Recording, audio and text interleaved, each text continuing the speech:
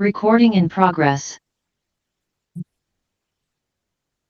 Good evening, one and all, and welcome to another webinar series of Dr. Bhaskar Pal. And this time, this is going to be on fetal medicine series, and we present to you the first episode of the webinar on fetal medicine, which is called Feto Vision. To start off the session, may I please invite our Master of Ceremony for today, who is Dr. Prasanna Roy. May I please have his CV slide, please? So Prasanna is a very, very active member of the Society of Fetal Medicine, both in our regional chapter of Kolkata and now in the Central Committee Can of we have his CV slide, Fetal please? Medicine. Can we Admin, have can you please Prasanna's? have the CV slide of Dr. Prasanna? Yes. So he has completed his MS from the Medical College Kolkata and has had a fellowship in laparohysteroscopic surgeries as well, and then went on to pursue his passion in ultrasound and had a diploma in ultrasonography and is now a consultant at Ultra Clinic Fetal Medicine Center, Asansol, West Bengal, and the secretary of the was the secretary of the Bengal chapter, and now is the has gone into the Central Committee of the Society of Fetal Medicine. He's the E-Zone coordinator of the Foxy Imaging Science Committee and also the treasurer and scientific coordinator at Asansol Obs Gynae Society. Above all, he's a very passionate fetal medicine person and we all call him the Picasso of, the East. He comes up with such wonderful images. So over to you, Prasanna, to take this episode forward for the first episode of the fetal medicine webinar series called Feto Vision. Thank you. Thank you, ma'am. Thank you so much. Thank you so much for that introduction. And on behalf of Team Vision, we warmly welcome you all the delegates and all the respected faculties who have joined us for this webinar. This webinar is the first episode of Vision. We will be conducting a series of webinars on the last Tuesday of each month, preferably at this particular time. So as most of you have already seen the flyers, the convener for this series of webinars is Dr. Bhaskar Pal sir, and we have two co-conveners, Dr. Aparna Sharma ma'am and Dr. Sita Ramamurthy Pal ma'am. So this is the first of the lot, and I welcome Dr. Bhaskar Pal sir to provide us with the welcome address. Sir is MD FRCOG and is a senior consultant gynecologist at Apollo Multispeciality Hospital, Kolkata. Sir is the chair endoscopy committee of CEFOG and also the chair for AICC RCOG 2123. Sir is immediate past president of IAGE and past president of Bengal Obstetric Gynae Society, and Sir is the chair of That should be organization okay, of Prasanna. AICH. That should be okay. Welcome, sir. Good evening, everyone, and I welcome you all to the first webinar of the fetal medicine series. As you know that we have an obstetric and gynecology series running, an endoscopy series running, and a reproductive endocrine series running. And this is the final bit of the puzzle, which is the fetal medicine. Now, the need for doing fetal medicine is we know that people who practice fetal medicine are a very passionate and a dedicated community. But I think fetal medicine is one of the fastest growing subspecialties in obs and gynae, apart from endoscopy and cosmetic gynecology. And we need more people understanding, not only fetal medicine specialists, more obstetricians understanding that when they need to send somebody to a fetal medicine specialist and how often. And that awareness also, I think there's a lot of space to be created. That is the whole idea. In every webinar series, we will take topics which are of interest to the general obstetrician as well as to the fetal medicine specialist. It has been structured to have 3 talks and one panel discussion. We would encourage you to actually send in requests for any particular topic that you want to discussed in the future ones. This will happen from February till July on the last Tuesday of the month, as Dr. Prasanna told you. I'm thankful to the entire team. Dr. Aparna Sharma and Dr. Sita Ramamurthy are co-conveners and our national coordinators, Dr. Niharika Malhotra, Dr. Prasanna Roy, and Dr. Shyama Devdasan. I'm grateful to the faculties of today for providing their time to share their knowledge, and especially Dr. Josna Rani Panigrahi, Dr. Megha Kamlapurkar, our speakers, Dr. Kushagrati Ghosh, Dr. Chinmay Ratha, and Dr. Chanchal. And Dr. Vandana Bansal will be moderating a panel on aneuploidy with Dr. Chinmay Umarji, Dr. Jaya Chawla, Dr. Preeti Dubey, Dr. Suma Vishnu, Dr. Sumanna Haq, and Dr. Veena Panat as expert panelists. I would also take this opportunity to thank Lifestyle and Find for being an academic partner for this entire series without any direct commercial interest. And of course, finally, to Conference International for being our publicity and platform partners. I hope all of you would have a very fruitful experience, and please tell your friends who could not log in that the recording would be available on the website and they can access it at any point of time. Thank you very much, Prasanna, and it is back to you. Thank you, sir. Can we have the FitoVision slide for us?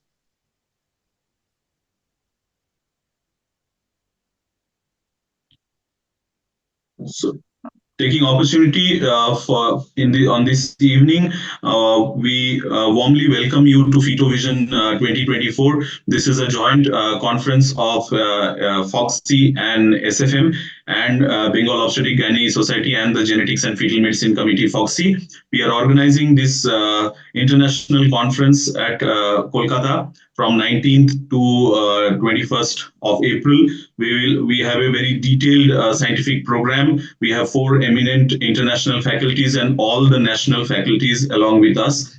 And we have very exciting 3 workshops which we have planned. And we have the 3D 4D workshop on Saturday, and we have a post-congress 2 workshops we have planned on Sunday, which will be on fetal therapy. So the workshops are divided in basic and advanced pattern. So in basics, we have some procedures, and in advanced, we have the procedures. But this workshop is going to be different from other workshops which have been conducted in the past, in the sense that we are going to use advanced mannequins for this workshop. So as a part of the team, I request all of you to join us at Kolkata in April for FitoVision 2024. Thank you so much. Now, can we have the CV slides for Dr. Jyotsna ma'am? I invite the first chairperson for today's evening, my dear Jyotsna Didi. So Dr. Jyotsna Rani Panigrahi is a senior consultant and fetal medicine at Mom and Child Care Advanced Fetal Medicine Center, Cuttack. And she has done a fellowship in fetal medicine from Paras Advanced Center for Fetal Medicine under Dr. Prashant Acharya at Ahmedabad. Ma'am is a FMM certified and ICOG certified in obs-gynae ultrasound and an expert in fetal echo.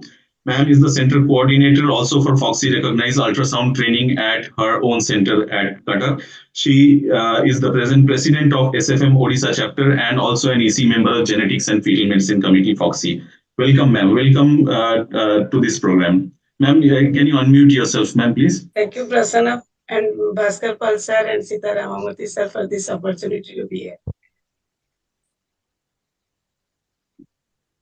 Our next chairperson for the evening is Dr. Megha Kamlapurkar ma'am. Ma'am is the director of Devta Hospital at Gulbarga, Karnataka. And she is a very senior consultant there with a practice of since last 20 years. She started the ISOPUB Kalaburgi chapter in 2023 and is the founder president of that particular chapter. Our hospital is the first center at Kalaburgi, Bidar districts to offer invasive fetal testing. And ma'am is the chairman of the Genetics and Fetal Medicine Committee, KSOGA, from 2023 to 2025, has presented many papers in all the world congresses and FMF UK certified in NT and anomalies scan. Welcome, ma'am, to this program today. Thank you, Dr. Prasanna. Thank you, Bhaskar Pal sir and Sita ma'am for having me here today. Thank you very much. So I request our first chairperson for the evening, Dr. Jyotsna Rani Panigrahi, to introduce our first speaker for the evening, Professor Kushagrati Ghosh. Can we have sir's CV slide? Ma'am, please, can you do the honors? Please unmute yourself, ma'am. Yes. It's my privilege to introduce you, sir. He is such a well-known fetal medicine consultant all over India, and the Professor OBGYN in Kolkata University and Director Institute of Fetal Medicine, Kolkata, Consultant OBGYN in Woodland and Neotia Hospital, Kolkata, Examiner in all MBBS, MD and final MRCOG exam, Organizing Chairperson for the coming Fitovision 2024, is most awaited, and past President Bengal OBG Society, past Chairperson AICOG, RCOG India Eastern, past President Society of Fetal Medicine, Kolkata chapter, MSDNB thesis guide for I think that's enough, Jyoti. so many. Welcome you, sir. Okay, Welcome, sir. Good evening, sir. Welcome, can I sir. share my screen? Yes, sir, please. Somebody has to stop sharing the screen. Yes, Himanshu, please.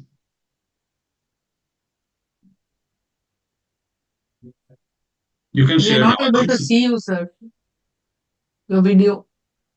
Now, video somehow there's a network problem. That's why I've. Okay. Okay, can you see my screen? Yes, sir. You can go full screen, Yes, sir. sir. Thank you. Thank you, sir. Thank you. Good evening to everybody. Thank you, Bhaskar. Thank you, Sita, Aparna, Prasanna, and everybody for giving this opportunity of being the first speaker in this Keto Vision series. And to start the ball rolling, it's inverted pyramid of care, which we have been hearing for a long time. It's sort of, you've heard, all of you have heard before, but I'll try to present it in a slightly different way. Now, in early 1990s, maternal and perinatal mortalities were very high, and many pregnancy events happened without forewarning. It was recognized that midwives and accoucheurs, the male counterparts of midwives, were not getting any further improvement in pregnancy outcome with treatments they had at that time. And then came the publication in 1921 by John Ballantyne. He was the physician in charge of the antenatal department of the Edinburgh Royal Maternal Infirmary, and this was published in the British Medical Journal, which was a very prestigious journal, still is, in 1921. And what he proposed first, and he did in this Royal Maternity Hospital, was he started antenatal visits at regular intervals, which was not there present at that moment of time. And this he showed in his paper that it helped to reduce maternal and neonatal mortality. And this was quite a revolutionary paper at that point of time. But there was no explicit rationale which was offered for either the timing or the clinical content of each visit, what is to be done and what not to be done. Yet these guidelines established the pattern of prenatal care to be followed throughout the world almost until now. Now, this Ballantyne's model became accepted worldwide, and in 1929, in the British Empire, the Ministry of Health in UK issued a memorandum to all antenatal clinics recommending that all women should be first seen at 16 weeks, then at 24, 28 weeks, fortnightly thereafter until 36 weeks, and then weekly till delivery. And this, if it is put in a pictorial form, looks like a pyramid. And it came to be known as the pyramid of prenatal care. 16 weeks in the second is the second tier is the 24, 28 weeks, then 2 weekly, 30, 32, 34, 36, and then weekly thereafter.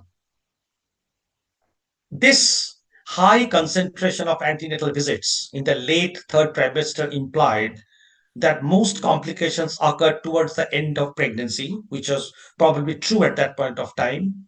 And most important is that most adverse outcomes at that point was believed cannot be predicted in the first trimester. So there was no point in being the patient and seeing the patient early on in pregnancy.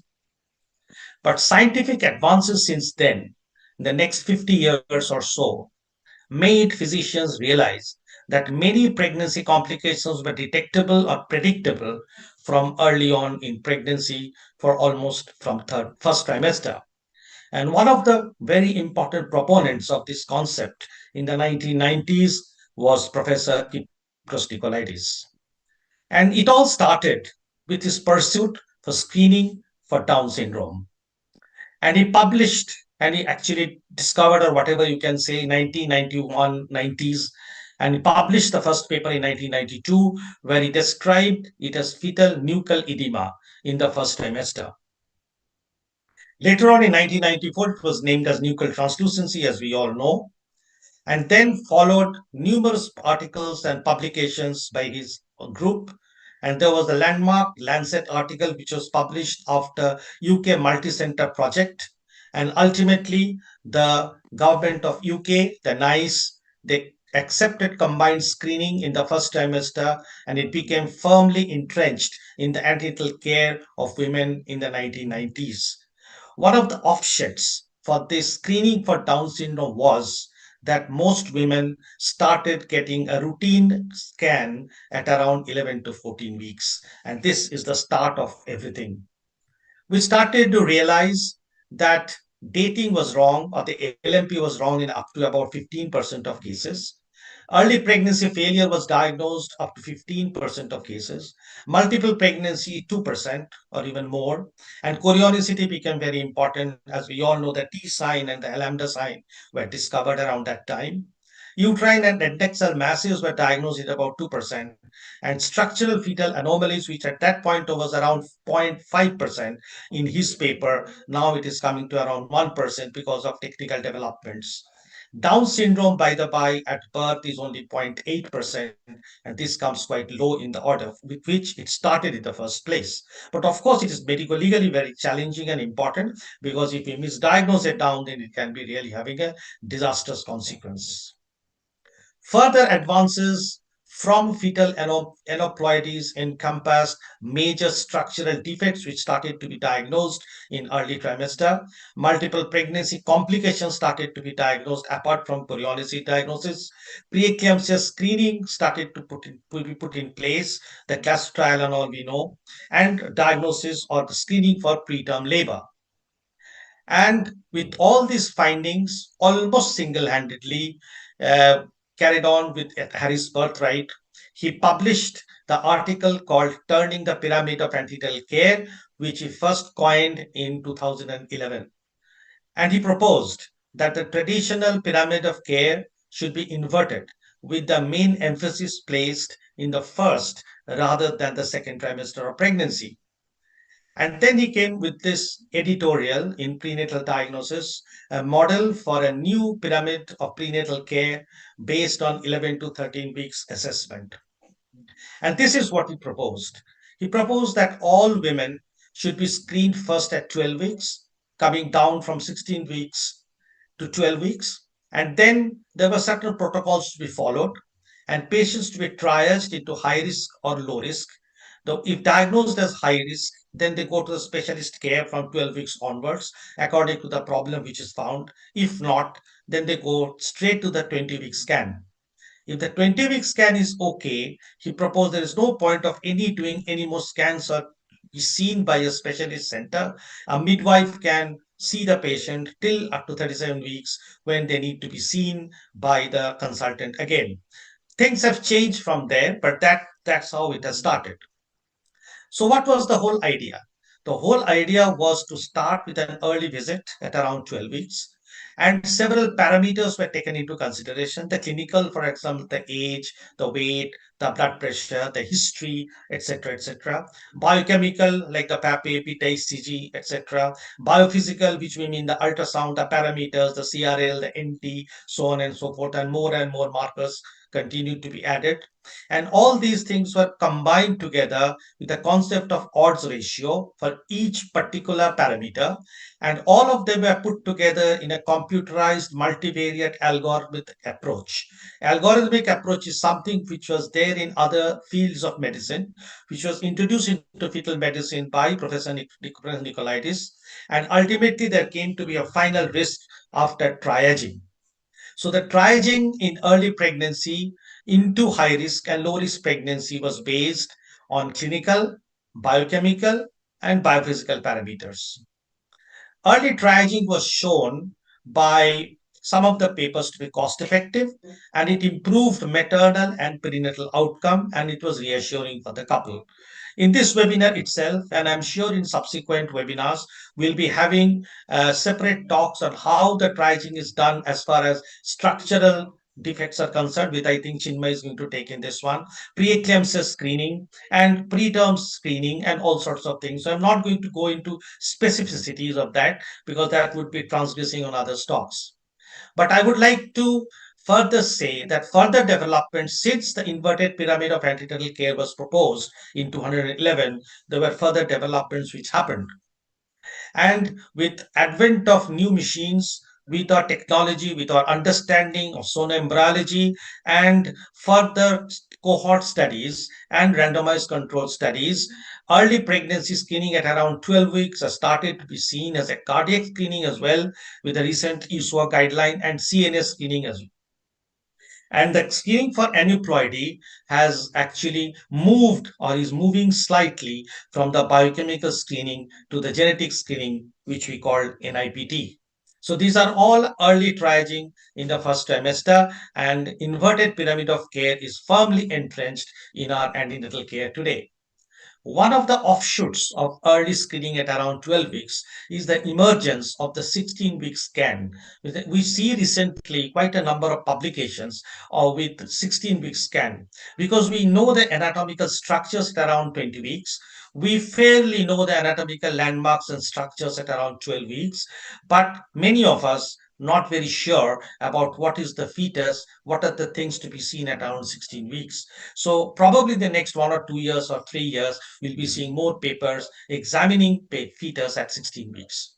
For example, now we know that if we have a high NT at 12 weeks, and if we do a CVS and the CVS comes normal, and in that case, those patients are usually brought around 16 weeks and not seen straight at 20 weeks.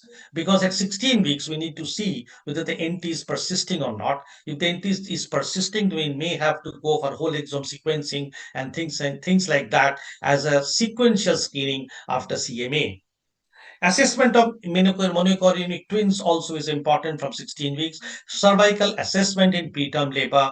Cardiac anomaly, which was suspected around 12 weeks, are screened at 16 weeks sometimes. And placenta accreta spectrum in the form of the ectopic scar pregnancy or so, which was diagnosed or suspected at 12 weeks, are sometimes seen at 16 weeks also. So the extent and expansion of 16-week scan is happening very slowly. The quest for perfection is still on, and more as days go by, we'll see the inverted pyramid of care, the base is increasing. But we all are talking about the advantage of inverted pyramid of care. Are there any disadvantages or any limitations of inverted pyramid of care? We have to understand that there are findings which are false positive and false negative.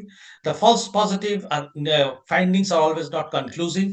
False positive findings cause anxiety as usual in everywhere in life, and they can always proceed to MTP without any warranted indication. Repeat scan at 16 weeks is increasing. Whether this scan is advantageous or not, whether this scan at 16 weeks is cost effective or not, this is also something which is to be seen in future. False negative, if it is categorized, then it may be categorized as low risk and they can have some undue problems. The other thing is the concept of intrauterine lethality curves. If we do early screening, maybe we are diagnosing more Down syndrome and aneuploidy, which anyway we're going to have a natural auto-reduction or miscarriage or missed abortion and things like that. The same thing happens with other problems also. Major structural anomalies diagnosed at 12 weeks can have a spontaneous miscarriage. So whether we are diagnosing more, whether it is cost effective, what would have happened, the background risk is so high. So all these things, there are lots of papers on that. Then the need for second screening scan is also increased. For example, we know the slide, there's a terminology called pyramid of care to the arrow model, pyramid model to the arrow model, which means in preeclampsia or in gestational diabetes, for example, people are coming up that early screening is not always confirmatory because some of the problems develop later on, and therefore we may have to rescreen those patients. Second screening checkpoint in the third trimester or sometimes late in the early third trimester with the aim of reassessing the risk of preeclampsia of those women who screen negative in the first trimester. There are a few papers on that.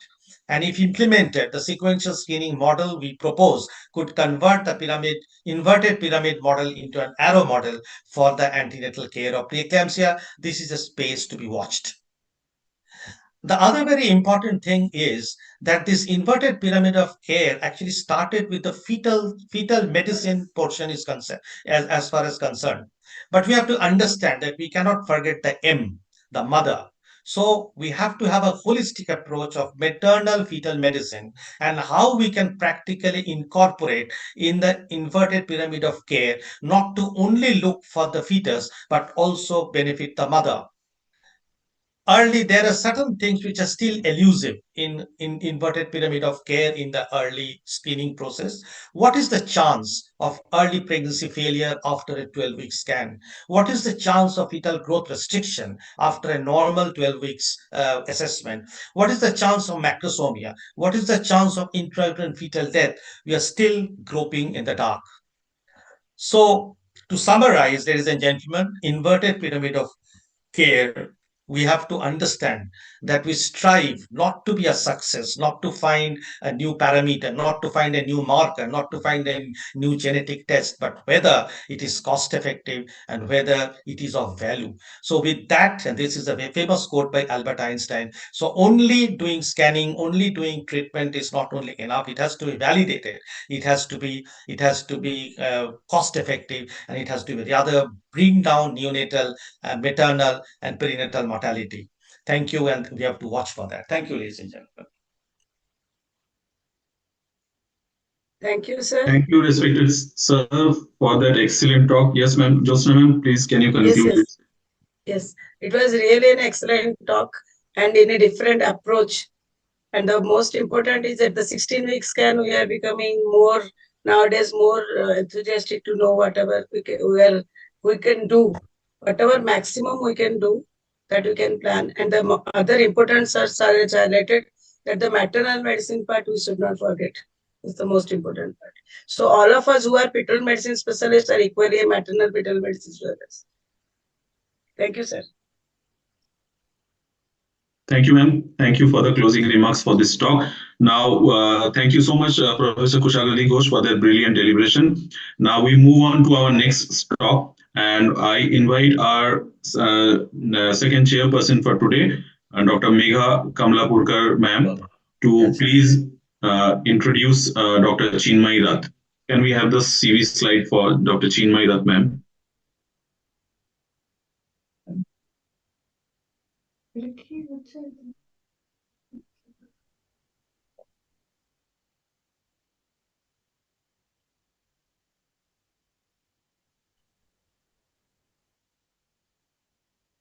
Yeah, thank you. Dr. Chinmay Ratha is the Director for Resolution of Fetal Medicine Center and Research Institute. She is Senior Consultant Fetal Medicine, Yashoda Hospital, Hyderabad.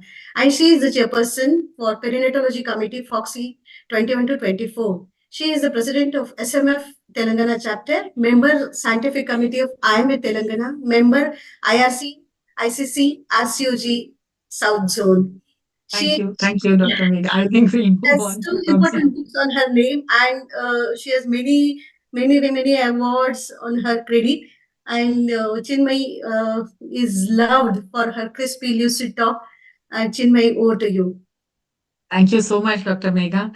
At least I love being in the company of all of you who share my passion, not only for fetal medicine, but also for good academics, where we listen to each one of us and, how much we learn while we are teaching is something which keeps me going in this particular aspect. So thank you, Bhaskar sir, for this invitation, and Dr. Sita and Dr. Aparna for choosing this topic of the first trimester fetal anomaly scan. Now, this is what Kusha sir has already spoken about, the inverting of the pyramid of antenatal care. And ultrasound really became one of the important interventions which changed the face of antenatal care, because whatever we were doing prior to that, the reason that there was no intervention imagined by the Ballantyne's pyramid was we never knew what was there inside the mother till she actually started showing up as a pregnant woman. And then when the kosher or the obstetrician started palpating whatever he was seeing in the mother's tummy, then the whole concept of taking care of her as a pregnant woman started. And that is why so much was done in the third trimester, when people could actually use their hands and feel things. But with the advent of ultrasound came the game changer, where we could see the fetus in utero and realize that doing a lot of things at this point will help us in inverting the pyramid of antenatal care. So in the first trimester, that is up to that 14 weeks of pregnancies, can we assess anomalies? Because anomalies scan, if you traditionally ask any obstetrician, they will say it is best to do it in the 5th month. And I'm not negating the fact. If I have to choose just one scan, suppose I'm in dire circumstances and we have been asked to just choose one scan, I think 80% of even fetal medicine specialists will say we'll choose the 20-week scan, because a lot can be done at that point and a lot can be actually written off at that point. But there is a role of doing a first trimester scan. The role was glorified for the screening of Down syndrome, but we know the incidence of Down syndrome is 1 in 1,000 or 1 in 700, whereas the incidence of structural abnormalities is 2 to 3 per 100. And therefore, it makes sense to try and look for structural abnormalities in the first trimester scan. So if you see these pictures, they are the standard pictures of a first trimester scan, and you can see each and every organ of the baby with a lot of clarity what is expected in the first trimester. So if you just go through a good sweep of the fetal anatomy in the first trimester, you can ensure that you're looking at all these organs and detecting problems what are necessary. Why should we even detect fetal anomaly? So the main reasons why we want to detect a fetal anomaly is because the parents want to know everything about the baby. And if there is something wrong, we want to tell them. Any anomaly detected in the fetus is also a clue to a bigger picture. Just the anomaly means nothing. As soon as we tell the anomaly, there are a lot of questions that follow that anomaly. There are a lot of workup that is necessary to be done. And it is only a part of a bigger picture. So when it comes to first trimester fetal anomalies, why is this more important than just any anomaly detection? Because, like I said, anomaly is just a clue. So maybe at 20 weeks, I will be very sure of a particular abnormality, but my time to do further workup is extremely limited. By 20 weeks, the mother has been so attached to that pregnancy that now if I tell her things are wrong, it's like derailing a whole process in a bigger picture, and mental health is something at stake there. Legal limits of termination apply towards the second trimester. There are also clinical issues. Suppose there is a woman with a previous 2 or a previous 3 cesarean section and the abnormality that we detect warrants termination. How would an obstetrician react to this information at 12 weeks versus at 22 weeks? So there are a lot of implications of first trimester anomaly detection. And now we have no doubts that we should use the first trimester scan as a first opportunity to do a fetal anomaly scan. While just like Kusha sir just said in his talk also, forewarned. Being forewarned is like being forearmed in many situations. And this is one of those situations. And that is like preparing for half of the victory. So ultrasound became the magic eye of looking into the fetus. And when we started using our ultrasounds properly, with the added expansion of this field that we have so passionately taken, that is fetal medicine, we started educating ourselves to a limit that we understood that if you just spend one more second on that organ, if you just look at it a little closer, if you magnify the view, you will realize that you can see so much more of the anatomy. So what was only a CRL estimation in the first trimester turned out to be a hunt for fetal abnormalities. So if you start with the fetal head, what all can you see in the 12-week scan? You can look that the cranium is completely formed. You can see the bones are very nicely done. You can see a midline fox dividing the brain into 2 halves. You can see the choroid plexus filling the ventricles. And that butterfly sign is one of the most reassuring signs that you see in first trimester. Vis-a-vis that, if you look at the picture on the top right, where there is no cranial vault, you have diagnosed what is called an encephaly or acrania there. Here, there is no, the picture in the sepia tint does not have a midline fox dividing the forebrain properly, and there you think that is probably a case of holoprosencephaly. And here you see abnormal protrusions from the fetal head, and you've diagnosed the occipital meningoceles in the first trimester. So when you look at these conditions, you know that the overall prognosis of these anomalies is not good. And like I reminded you of the reasons why you would want to do an early termination in some cases, these are conditions which qualify in that category.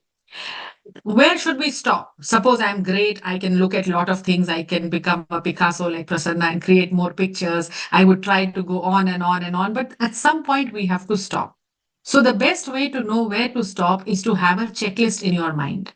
And the International Society for Ultrasound in Obs and Gynae has given us precisely that checklist and has updated it in 2023. And if you see a comparison from the earlier guideline, what was simply presence of the cranial bones or midline fox or choroid plexus filled ventricles has now become an explicit, detailed, description of how you should be looking at the fetal head and brain in the first trimester. And this is available free of cost on the ISWOG website as a practice guideline for first trimester scan. And I would highly recommend all our friends to go and read it. When you look at the brain in the first trimester, you see this magical structure called the intracranial translucency, which in itself is a clue that there may be an open neural tube defect in the baby. And having an open neural tube defect in a baby is again something which requires a lot of, courage to continue that pregnancy and a lot of uncertainty that is associated with the prognosis. So much so that at least in the present circumstances in India, there is about 80 to 90% termination rate for this anomaly. And if that has to happen, it might as well happen early. So in the fetal head, you can look for these abnormal protrusions. You can see the absence of any division of the brain ventricles. You can diagnose holoprosencephaly and encephaloceles. And in the spine, if you look at a normal spine, you see a very good contour of the spine and you see how it finishes at the end with the skin intact. But there will be conditions where you will see massive curvatures in the spine, which automatically tell you that something is wrong there. Hypomineralization of the spine, which may tell you that there is something wrong about the way the calcification is occurring in the body tissues. And open neural tube defect may sometimes be seen directly as protrusions from the lower end of the spine, as you see in this case. So if you just pay attention to the normal views, when there is something abnormal, it will actually reveal itself very much to you. All you should have done is spent time and given respect to that organ to see till the very end. And for a comparison, I put a normal video there, and you can see where the spine goes till the very end, and you have a good, the normal contour of the spine, the skin covering, whereas there you see open spina bifida in the first trimester. There are some very obvious abnormalities like this limb body wall complex where everything looks distorted from thorax downwards. And this is extremely important to detect in first trimester because prognosis is almost, you just can't do anything with this baby. It is lethal at some point, and either in utero or ex utero, this is going to end in a very, very tragic death. And sometimes you don't want to therefore continue this pregnancy because you're just adding to the trauma to the mother to have to continue this and not be able to give it a good, life after birth. So this is called the limb body wall defect, very clearly detected in the first trimester because it's so obvious as compared to what are the normal contours expected in the first trimester. Then comes the other aspect of looking at the fetal thorax. So when you look at the fetal thorax, if you pay attention, I'm telling you this because I am witness to the time when we were only doing a crown rump length in the first trimester and thinking that we have done enough. We were just measuring the heart rate of the baby at that time and thinking that it was enough. And even when we started doing the NT, looking at the fourth chamber and looking at the tricuspid regurgitation was not part of the initial protocol. So when these things came into that protocol, we started realizing that with the same machines, with the very same machines that we are doing our previous scans, if we just focus, orientation, magnification, and gain, these were the things that were taught to me by my teacher initially, that just focus and look at that area and you will see so much more. So if you see the left side of the screen in this API video, you can make out the 4 chambers of the heart. You can actually see the outflow tracts there, the 3 vessel view at that point, and you were sure that this is how a normal thorax looks, with the heart occupying 1/3 of the thorax in the middle and the flanked by 2 equal looking lungs there. Compared to that, the thoracic view in the video on the other side, you have a heart which looks very large and very abnormal. The chamber division is not great, and you know something is definitely wrong there. So again, if you look at the checklist, instead of going haywire, follow the checklist and look at everything step by step, and you know that this is what is expected. And if you have achieved this much, at least you have ticked off whatever can be seen in the first trimester. This kind of a checklist provides you with a guideline that, you know, this is what is the minimum expected standard or the maximum expected standard also at this point. If you have completed this, at least for a peer review, you stand justified in whatever you've given to patient in the first trimester. These are again videos to show you that obvious abnormalities, lack of the crux here in this video down, which is on the lower side of the screen, and an inability of the normal structures to show up in the way that they do, give you a hint that things are not right here. If you want to prove your point, you can go on and do a fetal autopsy in the ones which you have terminated. But at least if you keep on following the checklist, you will catch up more and more of the abnormalities in the first trimester. And many of these multi-chamber abnormalities again have a poorer prognosis, because the the final treatment will be a cardiac transplantation. And we all know that that is easier said than done. And transplantation is again one of those things you can't offer a newborn child. It has to go to a certain level of age before you can offer that kind of a solution. So given these kind of problems, most patients with major cardiac abnormalities end up terminating their pregnancy. The abdominal wall insertion can be clearly seen in the first trimester, both in the axial section as well as in the longitudinal section, as you can see up there on the screen. And if there are any abdominal wall defects, then they present as protrusions either with the umbilical cord at the top or by the sides of the umbilical cord and represent the various abdominal wall hernias. So we have checklists for the abdominal wall as well as the extremities, where you will be able to, you know, draw your line as to where to stop while looking for these. The thing about abdominal wall hernias is it is a treatable condition, but the prognosis of treatment depends on the bigger story. Like I said, anomaly is just a clue, and from there starts the whole picture. So if it is an isolated abdominal wall hernia, it has a very good surgical correction and a very good prognosis. But if it is an abdominal wall hernia associated with other chromosomal abnormalities, then it is a bigger problem. And therefore, when you ask yourself the question that where is the need to diagnose all this in the first trimester, there are a lot of distractors for first trimester scan who say there is no need. We can see this at 20 weeks so well. Why should we do all that, gymnastics in the first trimester to find it out in the first trimester? Treatment is always after birth, but the decision making for abdominal defects will depend on the coexistence of other conditions. And if there is a, sort of chromosomal abnormality associated with it, then you know that the prognosis is going to be bad and you don't want to take care of it. Similarly, one can look at the fetal renal system by looking at the urinary bladder in the first trimester. Presence of the bladder is a kind of reassurance that somewhere one kidney at least is functioning. Maybe both are functioning, you can probably see both of them. But then every time it's not so easy to see the kidneys, especially because the first trimester scan window has been given from 11 to 14 weeks. And for some reason, people want to come to the scan the moment they turn 11 weeks. And at that time, it's not very easy to see the kidneys. But if you see the bladder, you know that the kidneys are working somewhere. By 12, 13 weeks, you're able to see both the kidneys also. But if the bladder in the longitudinal diameter is more than 7 millimeter, then we call it as megacystis, and it is a sign of chromosomal abnormality. Because the reason chromosomal abnormality is present as megacystis is there is a hypotonia associated with chromosomal abnormalities. If it is a large bladder, then probably this is a sign of lower urinary tract obstruction, because this is much more than what just hypotonia can do. And if it is extremely large bladder filling the whole abdomen, protruding out of the abdominal wall there, it may be a condition which is way beyond that, and a genetic condition like a prune belly syndrome also. So this was one of those conditions which was diagnosed in first trimester and proven to be a case of prune belly syndrome, which has a genetic, it has a genetic predisposition, and therefore the recurrence risk is different. So the diagnosis is not only a reason for establishing the problem now, but also to work up what is the recurrence risk of this abnormality. For example, in the kidneys, if you see normal kidneys which have been labeled as normal, very reassuring. But if you see these abnormally large kidneys filling the whole abdomen, and that too bilaterally, you know that the prognosis is bad.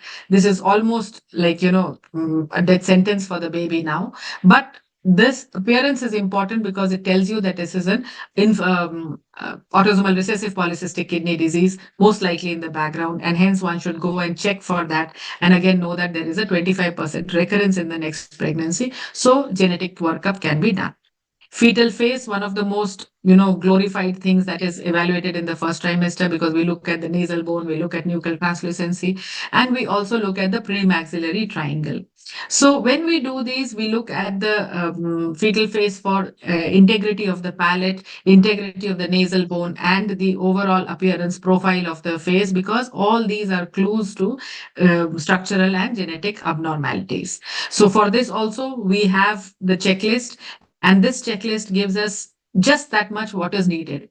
If you go onto the research papers, there is a lot of research happening now where you can try and look at the, different bones of the face at that point. You can go back and try and look at the soft palate. You can go and look at a lot of things, which is all very attractive and should be done by people who are spending their time improving the science of fetal medicine. But when you look at the normal population point of view and the average obstetrician who should expect the reports in the first trimester, at least looking at the orbits, at least looking at the nasal bones, maxilla, retronasal triangle, upper lip, mandible, nuchal thickness, and jugular cysts in the neck are important, because all this can be managed. I am not saying that they are not treatable or they should be a reason for termination, but they are your first clues that whatever tests need to be done may be done now.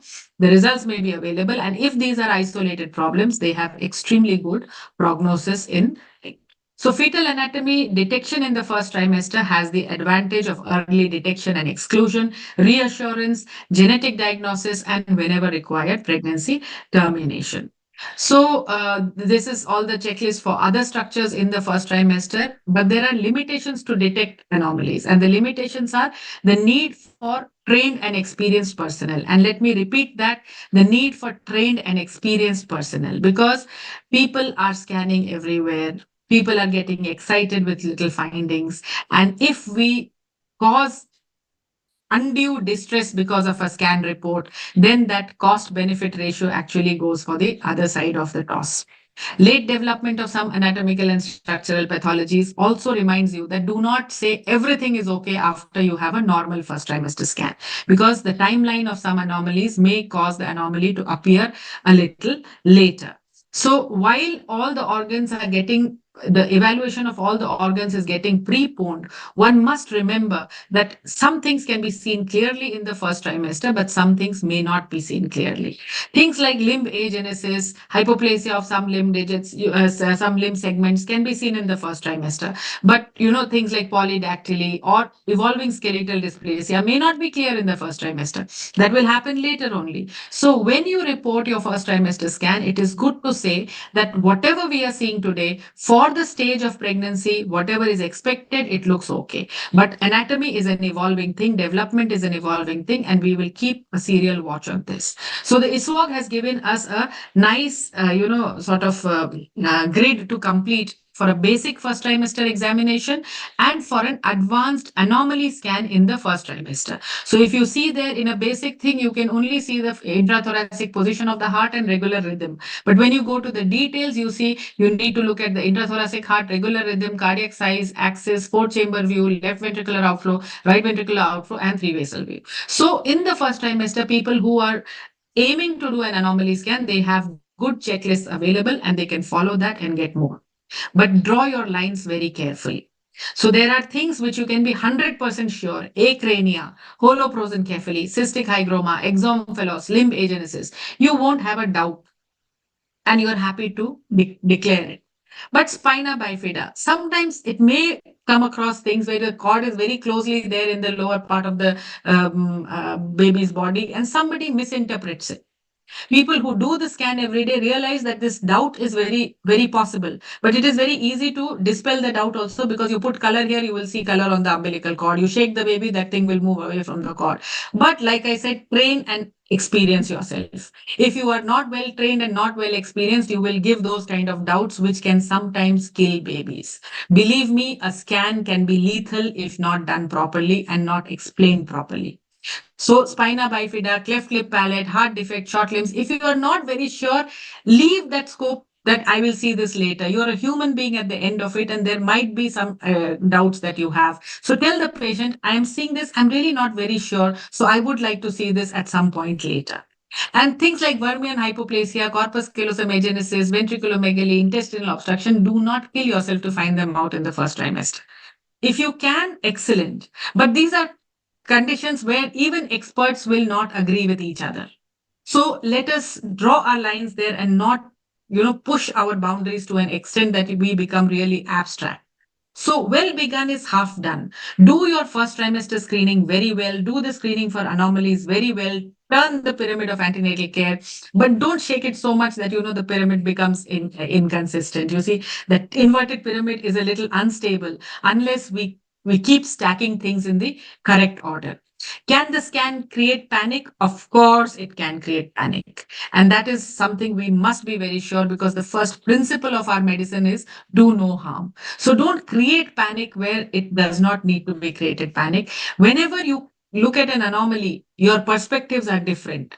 You look at that abnormality and you think, well, out of all the 15 scans I did, this is the one I'm going to see a little early, and this is the one I'm going to spend more time on. I'm going to read this up. But for the patient, it is the end. It is, you said something is wrong with her baby. And her life, that baby is the center point of her life. She does not know how many patients you saw today or what is the incidence of anomalies. For her, this one baby is everything that she wants. And you say something is wrong with the baby, you better be sure about it.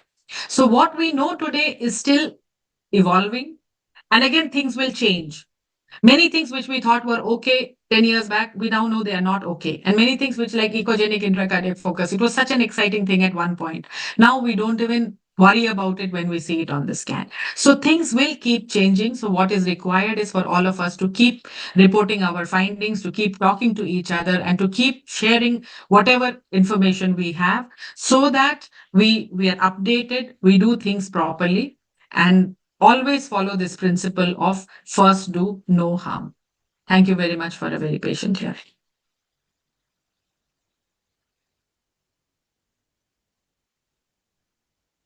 Thank you, Chinmay ma'am. Dr. Megha ma'am, please. Thank you, Chinmay. It was very important talk. And you have discreetly given messages to the people who are doing ultrasound themselves and to the obstetrician. To the obstetrician, how much to expect and how to interpret and how to counsel. Okay. And for the ones who are doing the scans, you have given two important mantras of spending great time with the fetus and following the checklist. These are very important messages you have given very clearly, and even you are highlighted upon the limitations of the scan and how much thirsty or how much hungry we should be. We should know our limitations and we should accept the change for better tomorrow. Thank you so much. It was really a loving talk, Chinmay. Thank you, ma'am. Thank you, Dr. Megha ma'am, for summarizing the talk. Thank you, Chinmay ma'am, for a superb deliberation. We will move on to our next talk for the evening. And I invite again Dr. Jyotsna Rani Panigrahi to introduce our next speaker, Dr. Chanchal Singh.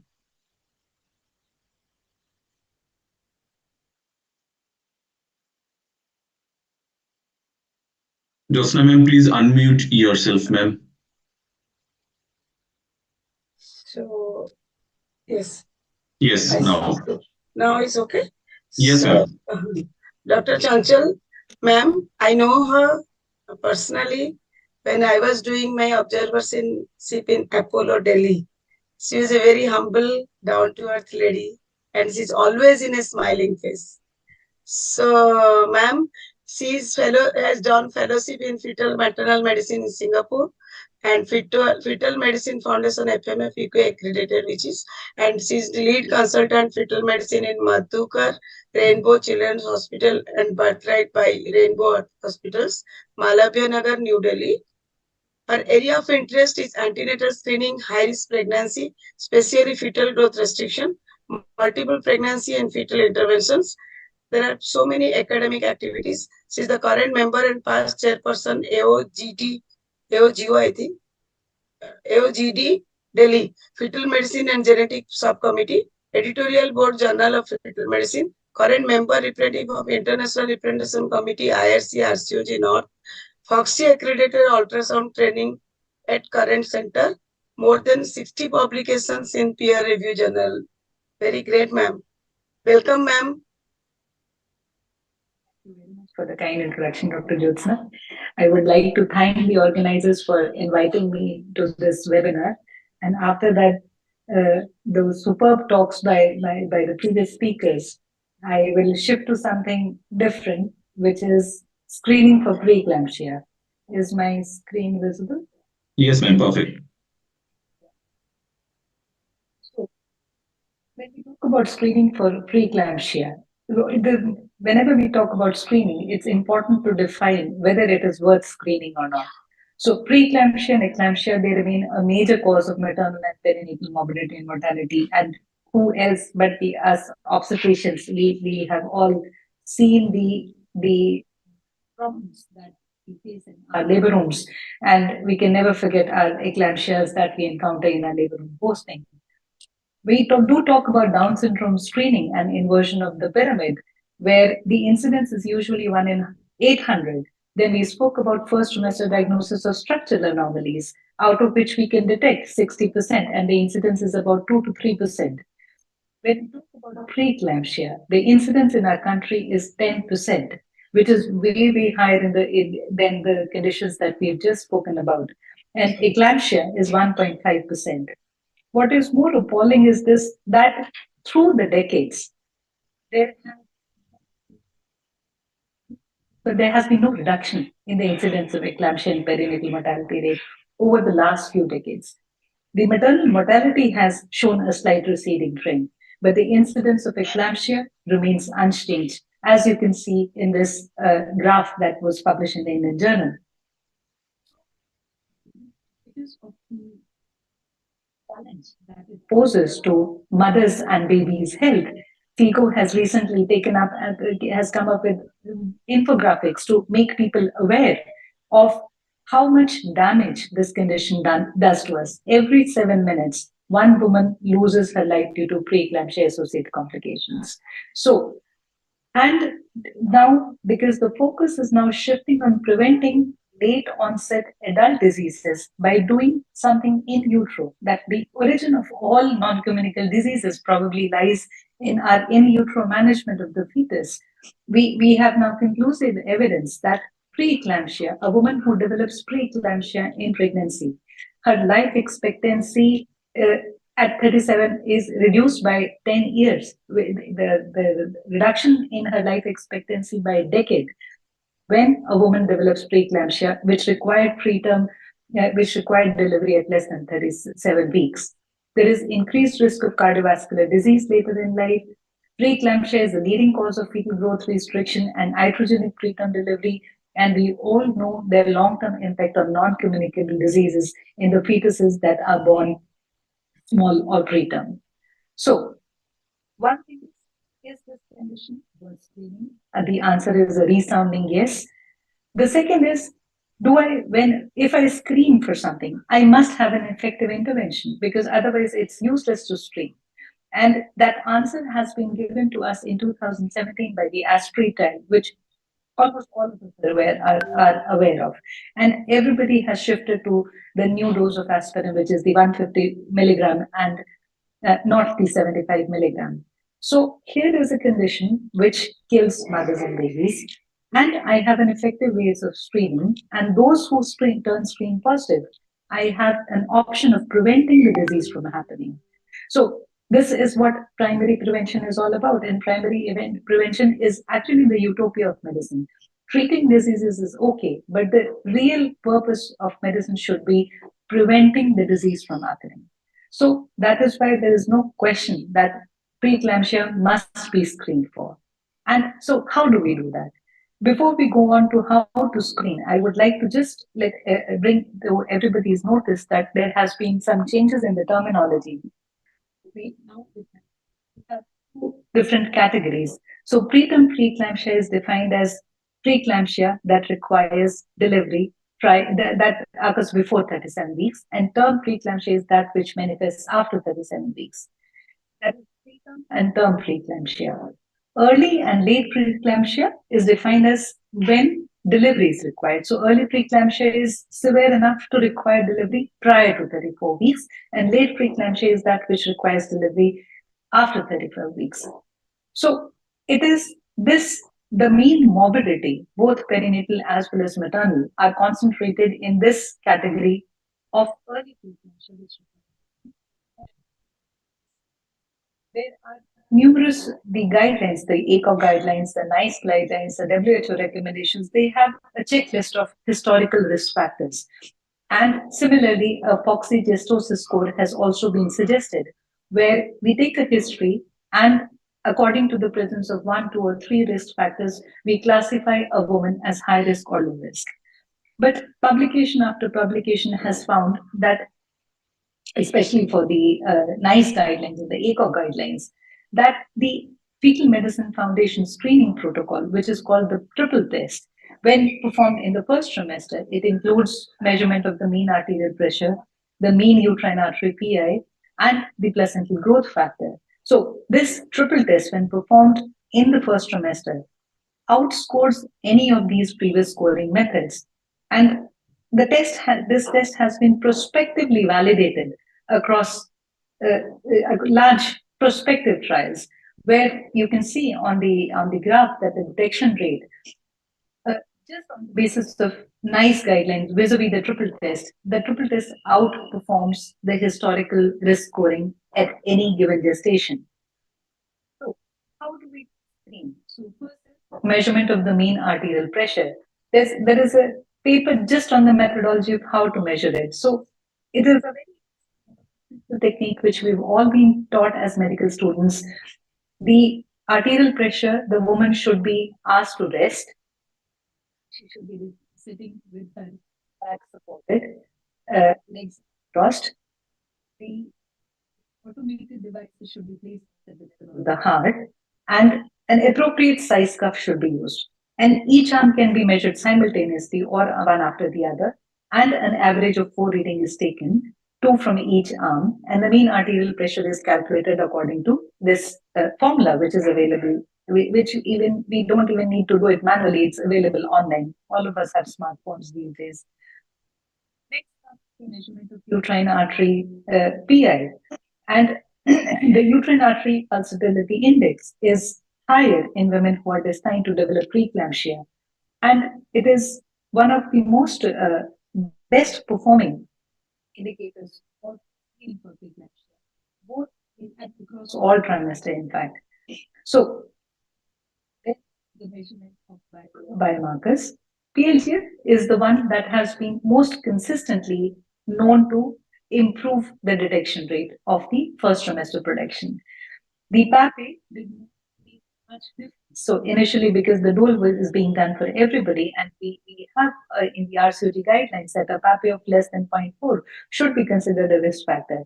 But in these, there is a lot of data involving large number of pregnancies, which have suggested that instead of the PAPE, it is the placental growth factor, which is more useful in improving the detection rate for prediction of preeclampsia. Using the triple test, a risk cutoff of 1 in 100 is taken to define who are the women who may be at risk of developing preeclampsia. Another pertinent question is that when I'm screening women in my clinic, how many am I labeling as positive? because the whole point is lost if I'm labeling 50% of them as positive. So when using the first trimester triple test, using all these parameters, that means history, mean arterial pressure, uterine arrhythmia, and the placental growth factor, these detection rates are for a false positive rate of 10%. And that out of those 10, because of the S-PRE trial, we know that when we give women aspirin in the correct dose, starting from the 12 weeks, from the time of screening till 36 weeks, I will be able to prevent about 80% of preterm preeclampsia and about 60% of all preeclampsias. So this algorithm is available on the fetal medicine website free of cost. One can put down what type of a pregnancy, the ground to rump length, the examination date, medical history, chronic hypertension, diabetes, any history of SLE, antiphospholipid syndrome, nulliparity, Paris, whether the patient's mother or sister had preeclampsia, what kind of a conception it is, and calculate the risk for preeclampsia.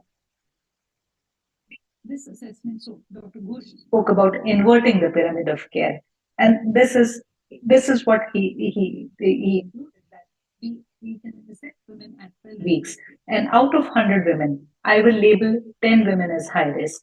So in a resource constrained setting, it makes sense that I will be able to concentrate all my resources on those 10 women, because the negative predictive value is much higher. It's more than 99%. So if a woman is low risk at the time of first trimester screening, and we are more than 99% confident that this woman will not develop preeclampsia, and we can concentrate on the women who are high risk by not only starting aspirin, but by calling them again for 4 weekly scans and ensuring that it is these 10 women who at least have the growth scan at 28 weeks and then at 32 weeks and so on and so forth.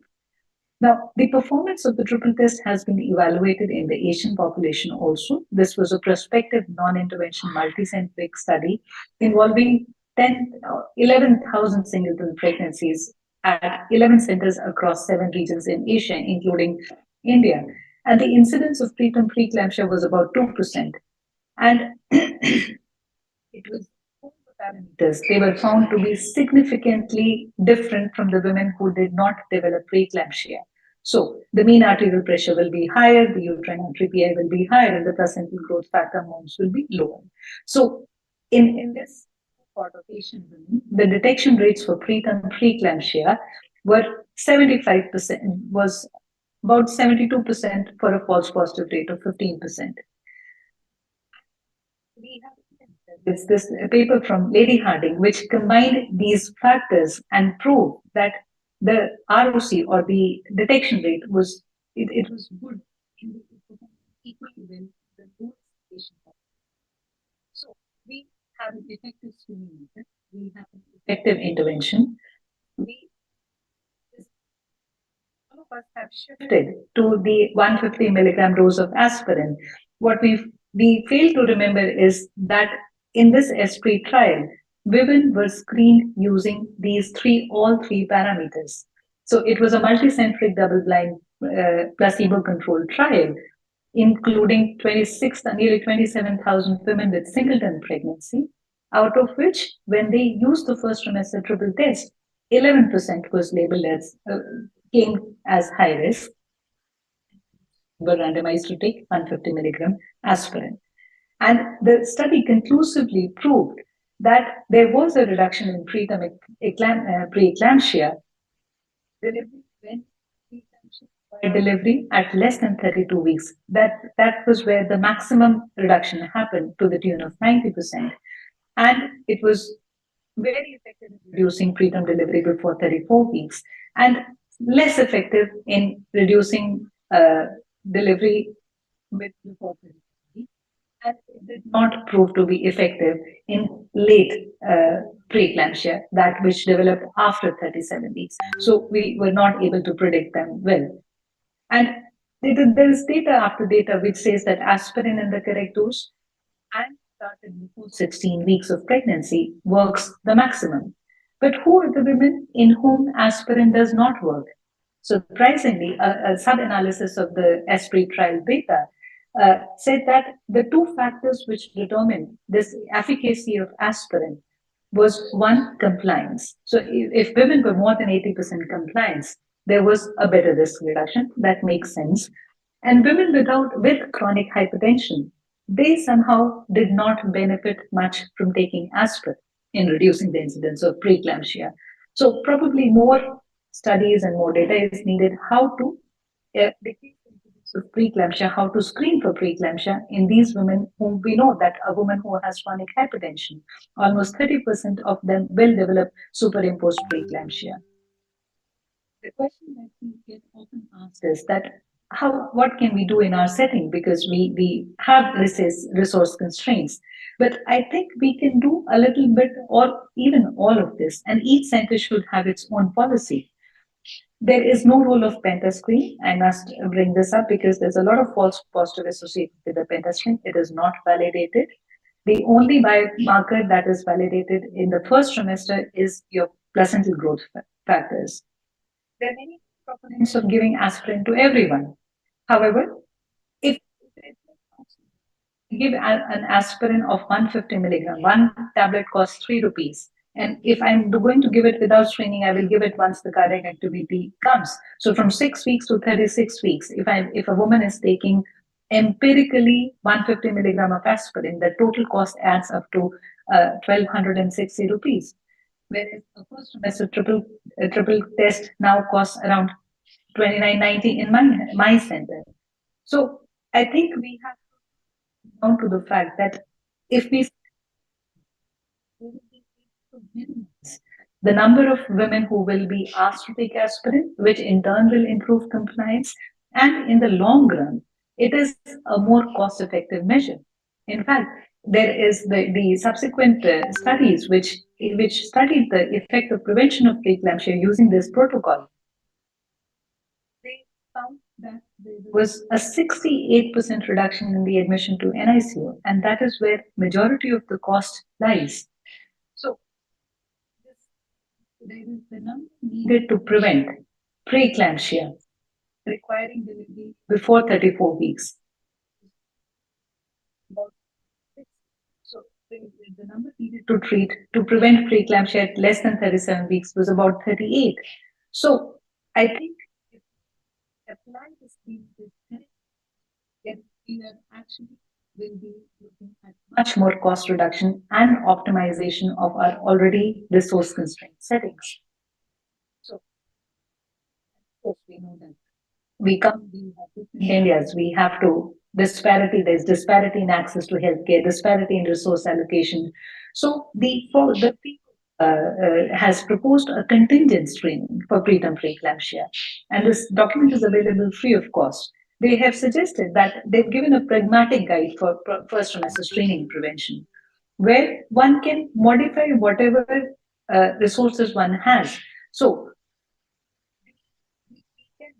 without the percentage growth factor, one can just incorporate where it is not possible to measure the biochemical markers. The baseline screening test should be a combination of maternal factors and a measurement of simple mean arterial pressure. PAPE is useful if measurements of placental growth factor and uterine artery PI are not available. And they've suggested that you can screen risk factors and the uterine artery PI, and if you have a risk which is positive, then you can just growth factor for those who are coming as screen positive at the initial screening. In practice, it does not work very well because then you would be calling the patient to the OPD, which again decreases compliance. So what I mean to say is that in every setting, we know what provisions we have, what we can afford. We should preeclampsia screening, and it should not be limited to just a historical risk assessment. So, in twin pregnancy, just one word about twin pregnancy, because we are increasingly seeing twins. There is evidence that the same screening strategy can be adopted for screening and treatment. However, the high detection, the cutoff is lower, 1 in 75 instead of the 1 in 100 that we use for singletons. The detection rate is is good. However, at a very high positive rate, 75%.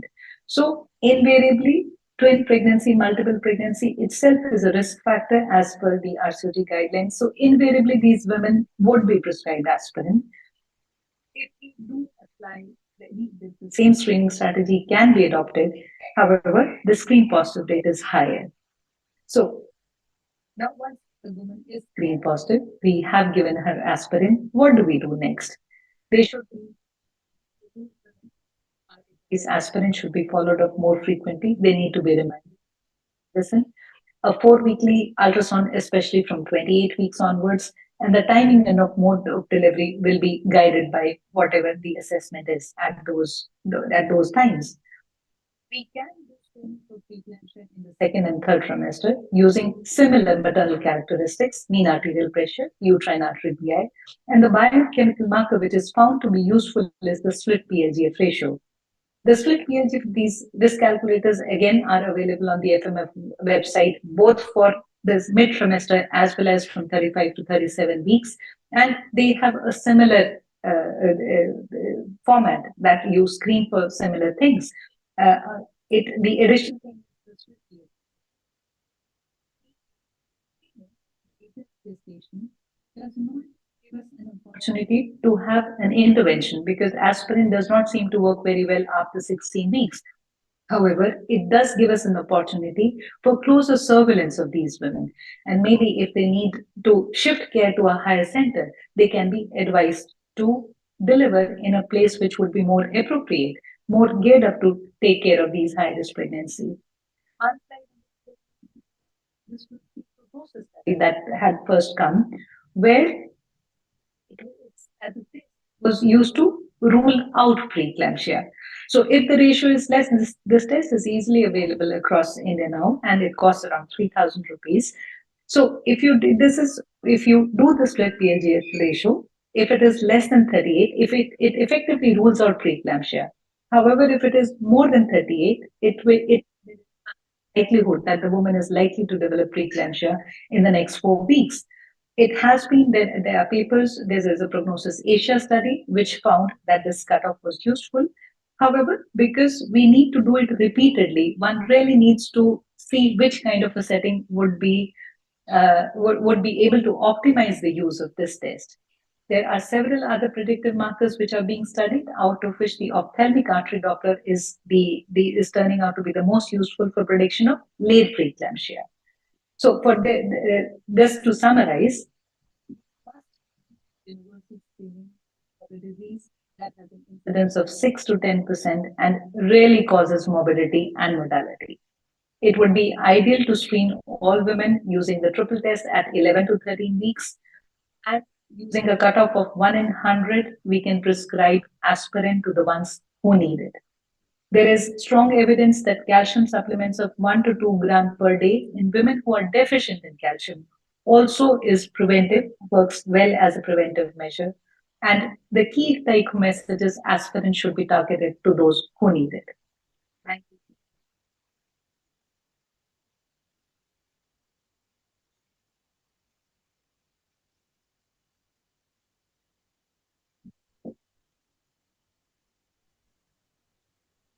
There is so much of silence. Have I put everyone to sleep?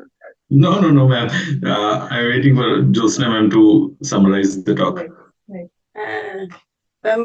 As you have already told so nicely and so practically everything, how to measure the both arm mean arterial pressure we could take. Truly speaking, almost in all centers, nobody is taking the blood pressure of both the arms, and that to 4 readings, which is so vital. And the second one is that Down syndrome, we are worried for Down syndrome, we are worried for congenital anomalies, but we are leaving behind the most common thing, which is at the grassroots level. So everyone knows it, but to practice and to implement and to give just aspirin as a low dose is the key to success. We are told is so practically and so deliberately everything is very elusive talk, madam. Thank you so much. Thank you, Dr. Chanchal Singh, for such an informative talk. And we will move towards the next session. We have, please bear with us, we have a company video which is going to run for a few minutes. Our sponsors for today is Fine. This is the industry video. From the sandy shores, where a couple stands hand in hand, witnessing the birth of a new day, to the boat sailing towards the horizon, seeking its abundant catch, the rising sun signifies a fresh start, a beacon of light guiding us towards a healthier future. A mesmerizing sunrise, symbolizing hope, transformation, and possibilities heralding a new beginning. Just as the sun's rays fill the sky, illuminating the world around us, we at Fine Diagnostics are here to illuminate the path to a healthier tomorrow with the promise of transformation. In this symbolic moment, we invite you as Fine Diagnostics, formerly known as LifeCell Diagnostics, embarking on a journey to revolutionize India's healthcare system. With the recent acquisition by LifeCell Diagnostics, Fine Diagnostics combines the strengths of two leaders, forging a path towards a healthier India. Our commitment to excellence, nurtured by years of experience, will redefine the way healthcare is delivered. At NRL, we cater to a test menu of 3000 plus tests. These are all specialized tests, and they cover various high-end specialist tests like genomics, karyotyping, phage, newborn screening, prenatal screening, immunohistochemistry, allergy, and flow cytometry. Come, let's explore a realm of innovation and compassion. Here, the convergence of science and care sets the stage for a new era in healthcare. Inside our state-of-the-art facilities, skilled medical professionals work tirelessly, employing the latest advancements and breakthroughs. We believe in leaving no stone unturned in our pursuit of accurate diagnostics and comprehensive care. With Fine Diagnostics, you can trust that your and your patient's well-being is in the hands of dedicated professionals, guided by a shared vision of transforming lives. At Fine Diagnostics Lab, we combine expertise, advanced techniques, and timely reporting to provide you with the most reliable histopathology services. Trust us for accurate diagnoses and comprehensive solutions. Our integrated departments and highly trained professionals equipped with advanced technology deliver high-tech tests with speed and accuracy. Automated sample management guarantees faster results, while our focus on quality is unwavering. At Fine Diagnostics, we prioritize seamless experiences for patients and doctors. Our dedicated customer care ensures hassle-free services, patient convenience is key, and we offer real-time logistic tracking, allowing patients to stay informed about their specimens. With strong logistics support and real-time sample tracking, we ensure smooth operations. Our mobile application provides a flawless user experience, enabling easy test searches, bookings, and result downloads. Our enhanced customer experience includes auto-routing bookings to the nearest available phlebotomist and a user-friendly portal/mobile app. Our skilled phlebotomists collect samples efficiently, maintaining specimen integrity during transport to the lab. Adhering to NABL and CAP guidelines, we uphold the highest quality standards in the industry. Together, we can set new benchmarks of performance and excellence across the country.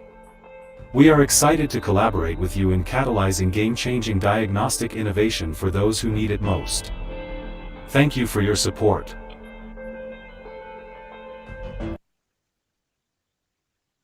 We take this opportunity to particularly thank Dr. Deepak and Deepak Dikshit from MFine for taking part in this academic activity. Now we have a short, I really thank all the chairpersons and the speakers for the first three talks for their excellent deliberations. Thank you, Dr. Jyotsna Rani Panigrahi, Dr. Megha Kamlapurkar ma'am, and Professor Kushagrati Ghosh, Dr. Chanchal Singh, and Dr. Chinmay Rath ma'am. So we have a short video on our FitoVision 2024 conference. Can we play this video? And we are all eagerly waiting to welcome you all at Kolkata in April.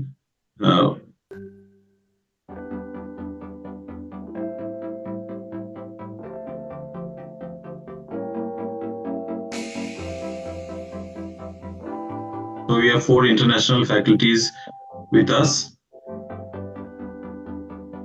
and very exciting workshops.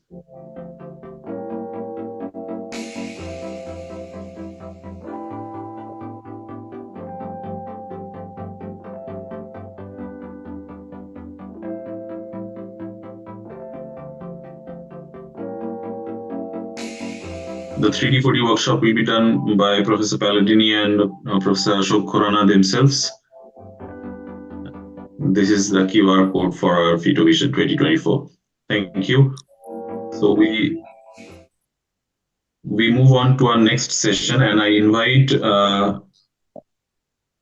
Dr. Vandana Bansal ma'am, our moderator for the panel discussion. It is going to be a case-based discussion, very interesting. The most interesting part of our today's webinar is case-based discussions on aneuploidy screening. Ma'am is an additional professor of gynae and head of ultrasound department at Naurasi Wadia Maternity Hospital, St. G.S. Medical College, Mumbai, and the director for Surya Fetal Medicine Center, Mumbai. Welcome, ma'am. Good evening, ma'am. Hi, Prasanna. Good evening. Thank you for inviting me as a panel moderator for this program. Can I have the slides of the panelists, or do I just introduce them myself? Yes, we will have the slides of all our panelists for today. We have 6 eminent panelists for today's panel discussion. And ma'am, you want to go ahead? So I would first introduce Dr. Chinmay Umarji. He's from Pune and is a maternal fetal medicine specialist and a very good friend. And he is very accurate in what he speaks and what he gives answers to. So welcome, Dr. Chinmay, for the panel. Thank you, ma'am. I have Dr. Jaya Chawla. She's from AIMS New Delhi, and we had a small discussion, and I'm extremely impressed by the knowledge and the way she puts things forward. So we will have her on a panel, and we'll be very happy to listen to what she talks about it. So Jaya, madam, welcome. Thank you so much, ma'am, for those very kind words. So Dr. Preeti Dubey, a good friend of mine also. She's from Odisha and she's a feto-maternal medicine specialist. I welcome you, Preeti. Thank you. So these all cases are going to be extempore. So it is more of an exam for all of them because I didn't give them any questions at all. So let it be extempore. So we will have more answers to whatever problems we had with our aneuploidy cases. So Dr. Suma Vishnu, again, feto-maternal medicine specialist from Kerala, and she again is a dear friend, and I welcome you, Suma, for this program. And I think we are left with... Yes, we have Dr. Sumana Haq. Dr. Sumona, she is from Kolkata, and welcome you also. She's a maternal fetal medicine specialist and has done her master's from Barcelona. So with this background, I think we've covered everyone. Yes, ma'am, we can start. You can start screen sharing. I'll share my screen.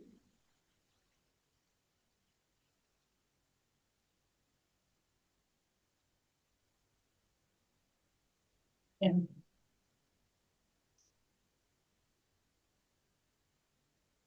So is my screen visible?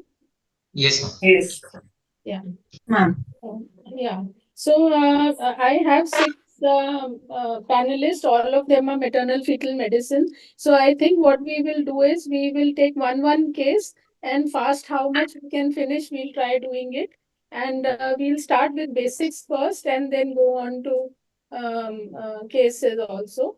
So maybe Dr. Veena, you can start off. You are an obstetrician also and do a lot of obstetric work at Aurangabad. So do Yes. you screen all your patients for Down syndrome, or is it only for patients who are advanced maternal age?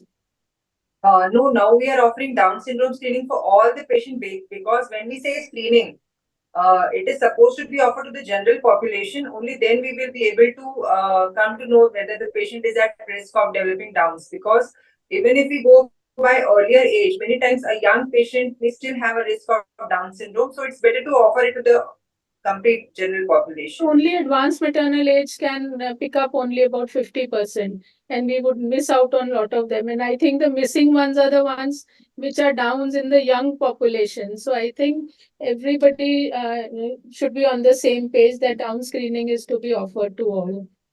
So maybe Veena, you can continue this. What screening methods are there and which one are you using as a routine in your practice? Now, for all age groups, we are doing the NT scan. Along with the NT scan, we offer double marker. And then, if the double marker test is performed and a properly guided protocol-based NT scan is done, we are able to give a risk prediction which is almost 90 to 95% accurate. Of course, with supposing the patient has not been covered in that particular window, then we can offer quadruple marker. But now, with the advent of NIPT, which is almost 99% accurate and many patients know about it, we offer it to the patients also. We tell the patient, we give a cafeteria approach, then let the patient decide. So as what Dr. Veena said, nuchal translucency has to be standard. It has to be accurate. Then only your Down syndrome screening by your dual marker is going to be correct. And this is how that image has to be. And when you combine it with a biochemistry, your detection rate is almost 90% for a false positive of 5%. So, Chinmay, Dr. Veena said that there is NIPT which is available. So, do you offer NIPT as a primary screen for your patients, or you just give it as a cafeteria approach, let them decide what they want? That's a great question, and there is a lot of confusion, and part of that comes out of cost factor associated with NIPS. Certainly, it's a very good test with detection rate of 99%, specificity of 99.9% for trisomy 21. However, the costs at the moment are too high. So, as a population screening method, unlike the Western world, we may not be able to offer it for everyone. And a good quality NT scan with a good quality validated dual marker and use of course, tricuspid regurgitation, ductal stenosis, Doppler, and ND can increase our detection rate to as high as 92% on the NT scan. Along with that, as previous speakers beautifully elaborated, it can also be used for preeclampsia screening, inversion of pyramid of care, and for use of the early anomaly scan. I still prefer going by the first trimester screening, and I keep NIPS as, and of course I do PLJ for all, and I keep NIPS as an add-on option for patients who want to opt for it. So, Dr. Suma, you're correct. Chinmay, I just want an opinion from the others in the panel. Anybody who offers NIPT as a primary screen test for Down syndrome, although it is 99% accurate, do you offer it to all your patients? Actually, Preeti? I join with Chinmay sir's opinion because I am also working in a rural peripheral area, and to counsel the patient regarding the aneuploidy screening itself is a big task in this area. So to offer a test like NIPT on a population-based screening, I don't think it is feasible in many parts of the country. So depending on the people whom you are talking to, if they can afford, you can give them a cafeteria approach, and they can opt for whatever. Like you can give the pros and cons of these tests. So But when you in said Suma, centers in peripheral areas, it will be double marker is more important because we know the PAPE and beta HCG value, and along with that, we know preterm and preeclampsia screening also. If we do NIPS, we may miss all those things. So nowadays, people are reading Google themselves and they come for NIPS. Even though they do NIPS, I ask them to do for this PLGF based test because to rule out preterm and preeclampsia. so I think we all are on the same page that a first trimester screening, very well done, is the screen test to be offered as a population base. So you said, Suma, that you work in a rural area. So do you do these soft markers for all your screening patients? And is it feasible, practical, and can you do all the soft markers of first trimester and improve your detection?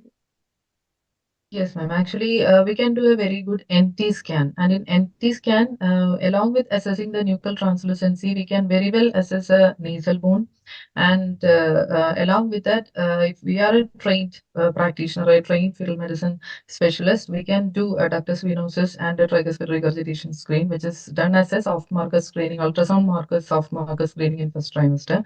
So that can be easily done because to do an ultrasound at 11 to 14 weeks is more easy than to make them do a blood investigation. So we can very well assess the ultrasound soft markers, and along with that, we have to counsel them for a double marker, and the blood-based soft markers can be assessed. So our detection rate will improve by adding these soft markers.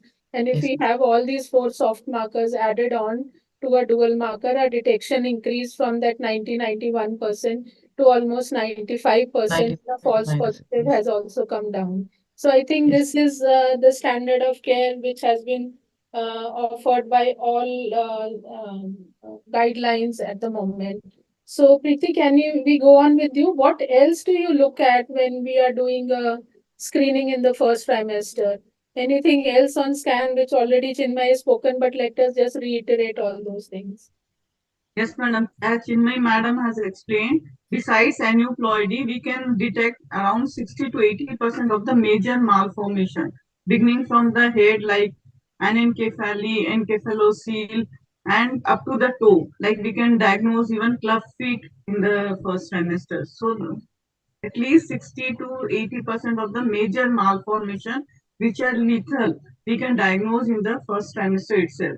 Besides that, as I have told, we can rule out preterm risk for preterm and preeclampsia. As Chanchal madam has already told that in India we have 10% incidence of preterm preeclampsia. So that also we can prevent by doing a simple test, doing the Doppler, maternal Doppler, and taking the blood pressure accurately. Yes. So we are doing a preeclampsia prediction, malformation, which probably we will miss out if we only do an NIPT for these cases.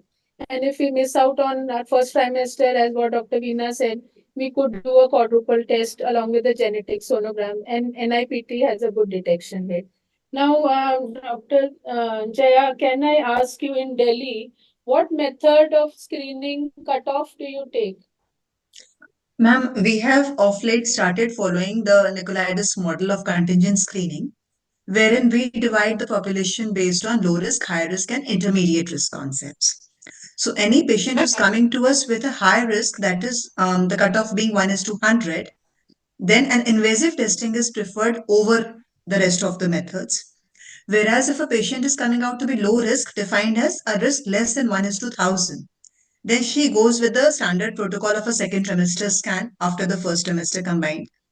And for the intermediate risk category, in order to minimize the invasive testing and the antecedent risk of miscarriages associated with it, it is advisable to offer NIPS to that population to refine the risk further. It also depends whether the NT scan is providing us with other soft markers besides NT per se.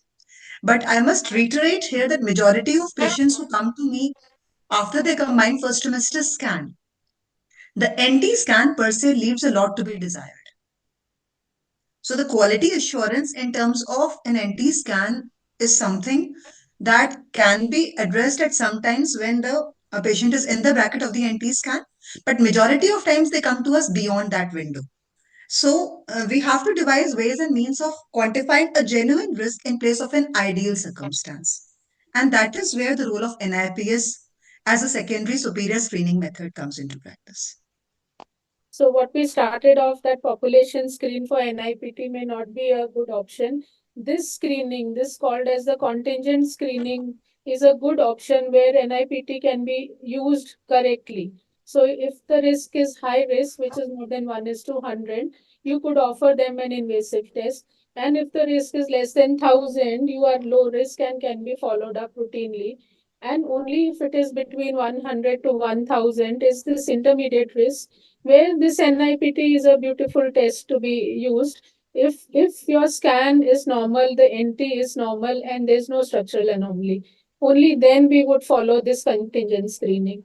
This previous screening that we used to do, where we took 250 as the cutoff, could also be used, but this 1 is to 100 and this NIPT adding on to this is a good test which should be done. What do others say from the panel? Dr. Veena, Suma. I think what she has said is absolutely correct, and we should always be able to counsel the patient about the pre-test, then offer the test, and post-test counseling is equally important. So contingent screening is what we also believe in. So here, ma'am. If it is if it is an intermediate risk and the fetus is normal, there is no increase in the NT and other structural and there's no structural malformation, we offer an NIPT. Otherwise, if there is anything which is suspicious, we offer an invasive test. In case So only if there are structural anomalies, you will not offer an NIPT. So we'll go on to those cases. This is just the background for everyone to understand what is the standard of care. So we'll take some cases which I have seen in the few previous days where there was a problem in how the information was given to the lab, which caused the problem. So we all know that we need to have gestational age given correctly and the maternal age or donor age, weight, ethnicity, smoking, IVF, parity, chorionicity, whether any fetus is of the twins is alive or not alive, HCG, diabetes, and previous downs. So I will start with you only, Sumona. This is Yes, a patient, first patient, 39 years, primary gravida. So, can you interpret this report for me? I think I'll put it here. So, one is 39 years. Do you offer NIPT directly? NIPS or? no, ma'am, we'll not offer NIPT directly. We'll scan the baby. We will do a first trimester screening. We will see the ultrasound finding. We'll see the ultrasound findings, the NT, the nasal bone, the tricuspid regurgitation, So ductus all of them venosus. are okay. So I'm just trying to make our people understand what all do you see in this report. Starting from up, you have looked at the CRL, which is correct. Age is written as normal. So what else do you look at when you look at the risk? Do you only look at that final risk and say everything normal? We take other things into consideration, whether it was a spontaneous conception or whether she was conceived through IVF or the racial details. And then we see the biochemistry markers. So the biochemistry markers, it's looking normal. All are near 1 mom. Yes. So the So final then risk is low risk, 1 in 8771. So what will you tell her to do next? So we will tell her that it comes in the low risk category, but then we should do a proper anomaly scan. And it is not 100%. This is a screening test, and it's not 100% accurate. So But it there is a may be good. other which may come up. So, although the age was 39, the risk has come as low risk, which has been well done. The scan is normal. So, you will reassure the patient that the screen is low risk and you go on with an anomaly scan. So, there's nothing great in this case. I just wanted people to understand how the screening is done. So, now maybe Preeti, you can take this up. This is again another similar patient, 37 years old, primary gravida, and the screen risk has come as 1 in 191. So is there something in the report that is missing or you want to question the lab or the scan person? I think this is a double marker report because NT has not been mentioned here. And what I could find out is beta SCG is raised, that is more than 2 more. So this is a case of high beta SCG, and this is not a FTS what we generally do. This is a double marker test, and which has a very low sensitivity and as low below the quadruple marker. I think almost 60 to 70%. So correct. So although the Have to add the NT value and recalculate the risk and give it to the risk. So there was no NT included in this. The screen has come positive. There is beta HCG, which is high. So your dual marker, as what Preeti correctly said, is 60% sensitivity only. And so this is not a good test at all. So now what will you offer her? We can offer her explaining it everything about NIPT or invasive testing. We will both explain her, and whatever the patient will opt for, we will go ahead with the test. So when you see these biochemical markers, look at this table where the software has not included the nuchal translucency. So this is just a dual marker and not first trimester screening with a 90% detection. This is just 60% detection. So maybe now, Chinmay, you can take this case. She's a 41-year-old IVF conception. Donor egg has been used. The CRL is okay, 61, NT is 1 millimeter. And this is your screen report. Yes, ma'am. So this is a very commonly seen report, and thanks for choosing this case because as we can see, this report has put in mother's age and not the donor's age over here. They should have written that IVF was done by donor egg, and then donor's age should have been put in, and that would dramatically change everything which we are looking at. Here we can see that HCG and Pape moms are well below zero point 0.4, and this again is in context with many other parameters, and thus the age risk had significantly gone up for trisomy 21. I would just request a recalculation to the lab, and ideally, instead of a Prisca software, which has been used on this report, I would request for a life cycle software or any FMFUK accredited platform for the same. Yes. So we did the same thing as you said, we send it back for a change in the age because the donor age was not mentioned. So 41 changed to 31. Everything else is the same. And the final risk has come as 1 is to 2000. So you now what will you do, Chinmay? Um, Ma'am, so again, I'd like to tell them that PAPE is well below zero point 0.4, very close to zero point 0.2, and I'll be still be cautious about this baby. Considering an IVF pregnancy, they may want to have further testing. Also, we would like to know more about the donor's previous pregnancies, etc., etc. If that record is available, many times it is not available. So that is something which we may want to urge our IVF units. At the same time, I would like to tell this couple that she's at increased risk of, although we do not have placental growth factor on her, she's at increased risk of fetal growth restriction as well as preeclampsia. And also her age factor would further increase that risk. So one part will be trisomy screening and the other part would of course be obstetric inversion of pyramid of care. So we need to follow her up for preeclampsia and FGR. Yes. But Yes. otherwise, the screen has become low risk, so we just Absolutely. call it as low risk patient. Absolutely. So maybe now Suma can take it from here. Another patient, she's again a primary gravida, 34 weeks. And this is the report. So is it a first trimester screen or is it a quadruple test which has been done? Actually, this report has so many mistakes. The CRL here, it is mentioned as 44.3. And ideally, the first trimester screen should be done with a CRL of 45 to 84. And that too, at that time, the biochemical markers should be beta HCG and PAPE in the first trimester. Here they have gone for quadruple marker and that too at a very early stage. So this report actually can't be interpreted at all because it is done at an early stage and the markers are also wrong.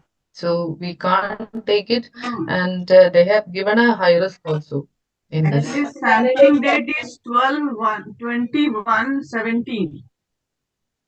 And the scan is 2016 scan. Sampling date is 2017.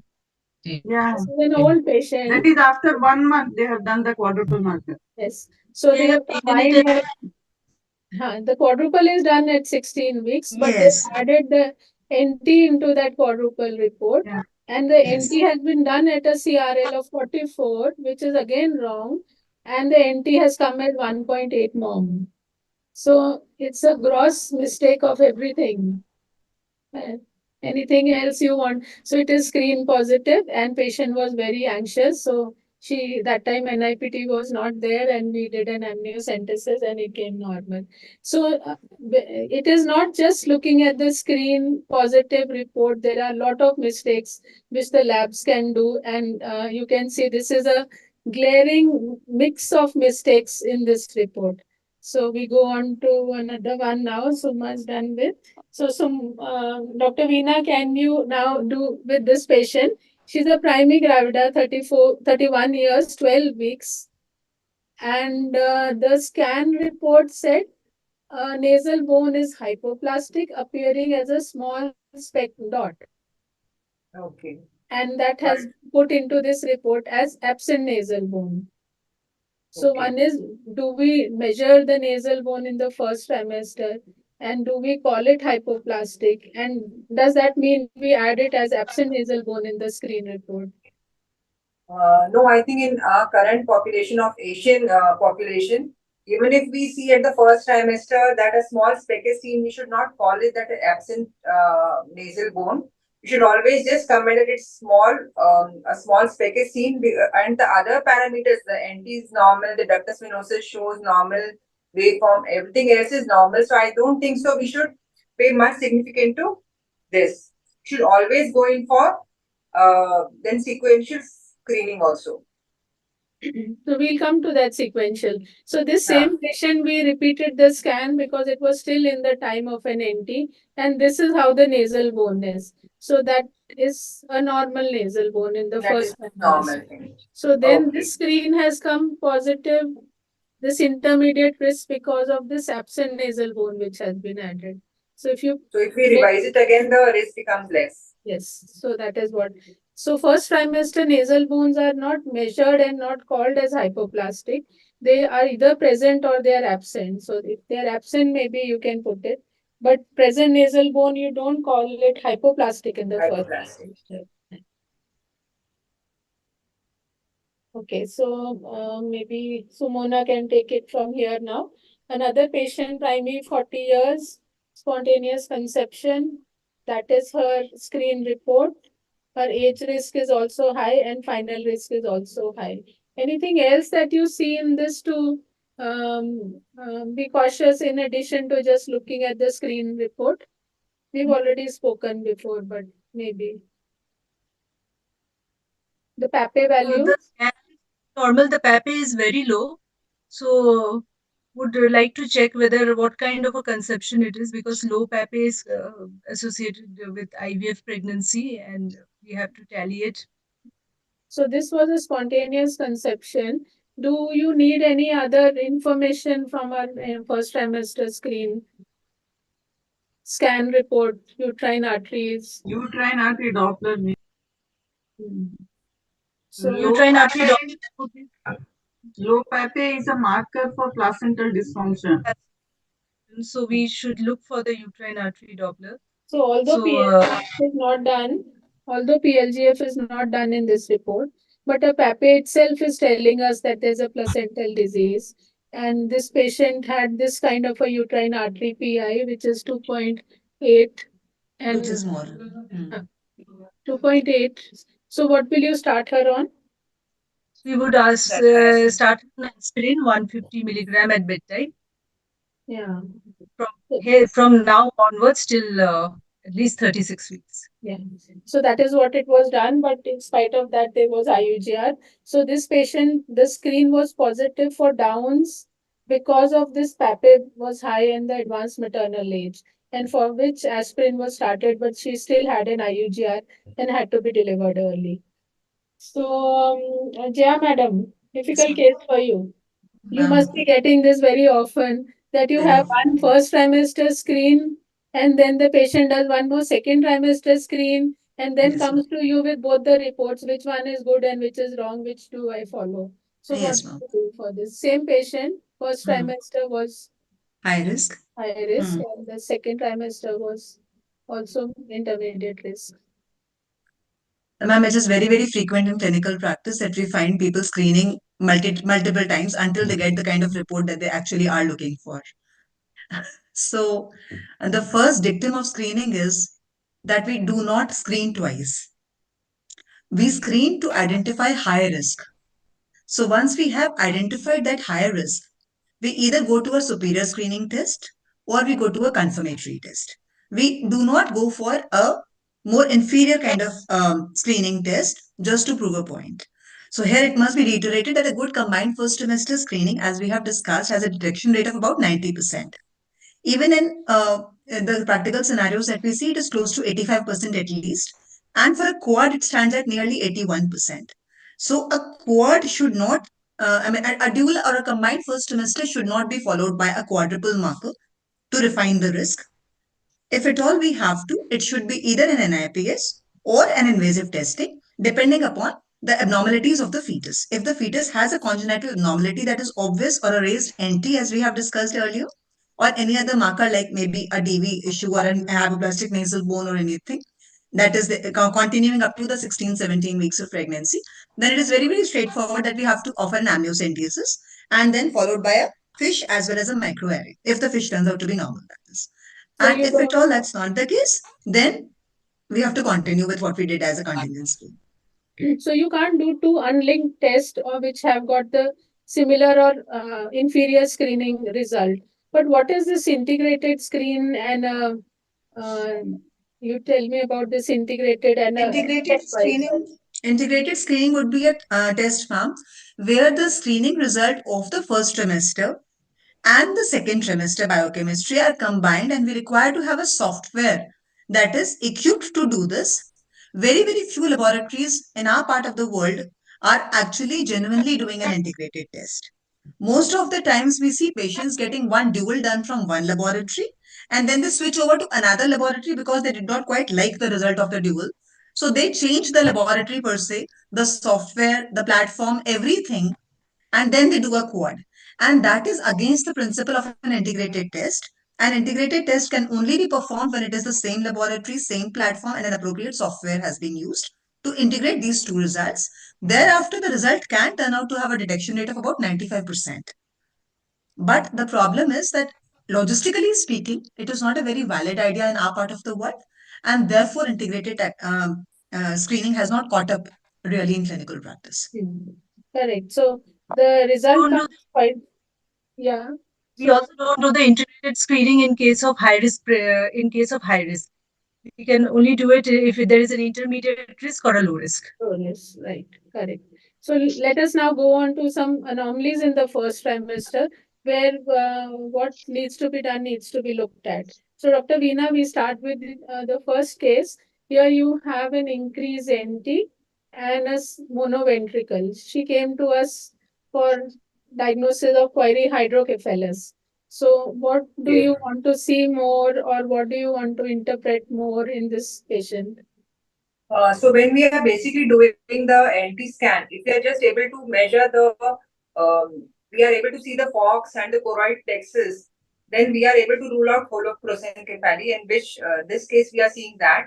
Apart from that, if we are able to measure the BS, OB, all that ratio, we are able to kind of diagnose, if not exactly diagnose, come to a conclusion that she is at risk of developing a open neural tube defect. We can come to know that. So basically, LT scan, if we just maneuver our transducer in such a way, we will be able to see the midline fox, the choroid plexus, then the BSOP ratio, then the equidist of Sylvius. All of these will help us in diagnosing many CNS anomalies in this scan also. So when you and have some an facial increase anomalies in, also. so if, when you have an increase NT, you want to see the rest of the baby, including the brain and the heart also, which might help you in making a decision as to what to do for her. So her heart was also looked at, and there was a regurgitation, cardiomegaly, and there was regurgitation in both the mitral and tricuspid valves, plus that monoventricle we had. So now, how do you prognosticate it? What do you want to do? Do you want to still do a screening test? She has come to you, and which screening test or invasive, or you want to abort it completely? I think we would first of all do an invasive test and then offer obviously termination of pregnancy. Because there is no role of NIPT now. Size only 13. So why did you say invasive? You could have sent for a waters testing also. So which is better? Invasive CVS now or abort it and do the fetus for testing? Instead, we can terminate the pregnancy and test for the abortus because the CVS will cost the patient more. And I think abortus, we can do the same thing in the abortus, and even though we can send the baby for autopsy also. So we will have more finding during that time. I think we can wait till 16 weeks and then do an amnio rather than do abortus, because abortus may be dead tissue, we will not be able to generate live cells. So that That's is the why I problem, brought ma'am. this up People is have faced so much times, like about us, at times we may not yield the DNA as required. So we have to give a good pre-test or pre-procedure counseling, and then only go for to decide on whether we have to go for a CVS or a post-abortive screening. so I'm also with Dr. Veena and Suma that we need to do a CVS because it's a live tissue and we will be able to get a better report. But what Preeti said and Sumona said is also okay, that if the cost is a factor, then maybe you could do in the waters. But the problem is there's a lot of culture failures and we may not finally get any answers to what we are doing. So, Preeti, while you said that you would want to do in the waters, if there is a culture failure, you will not have answers at all. So, what test will you send for in the waters? Will you send a karyotype or you send something else in case you're doing an abortus test? Usually I send for whole exome sequencing and DNA storage. A microarray would be a good choice here. Yeah, QA-PCR I do for common aneuploidies and then I do for whole exome sequencing. But if you So want this is to, it cut. This is pointing towards whole the trisomy 13 because the 13. findings are so consistent.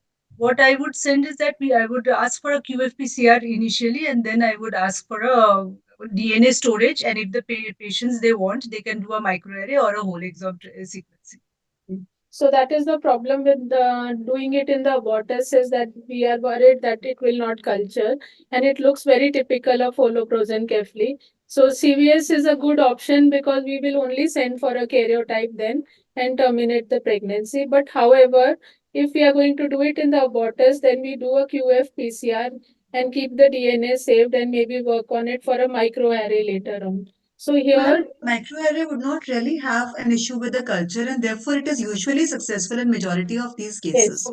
yes. So all abortuses, microarray is a better test to do. But here, because there was a chance that it will be trisomy 13 itself, so maybe we do a QF PCR first and then move on with maybe keep the DNA and do microarray later on. So here we did a CVS for this patient and it did come out as unbalanced translocation of trisomy 13. So, Dr. Jaya, how will you counsel her for her next pregnancy? She has an unbalanced trisomy 13 and we have terminated this pregnancy. And what is the recurrence risk? What test will you do? Ma'am, we will have to look at the parents in such cases. It Parents. is important to look at the parental karyotype whenever we are looking at an unbalanced translocation.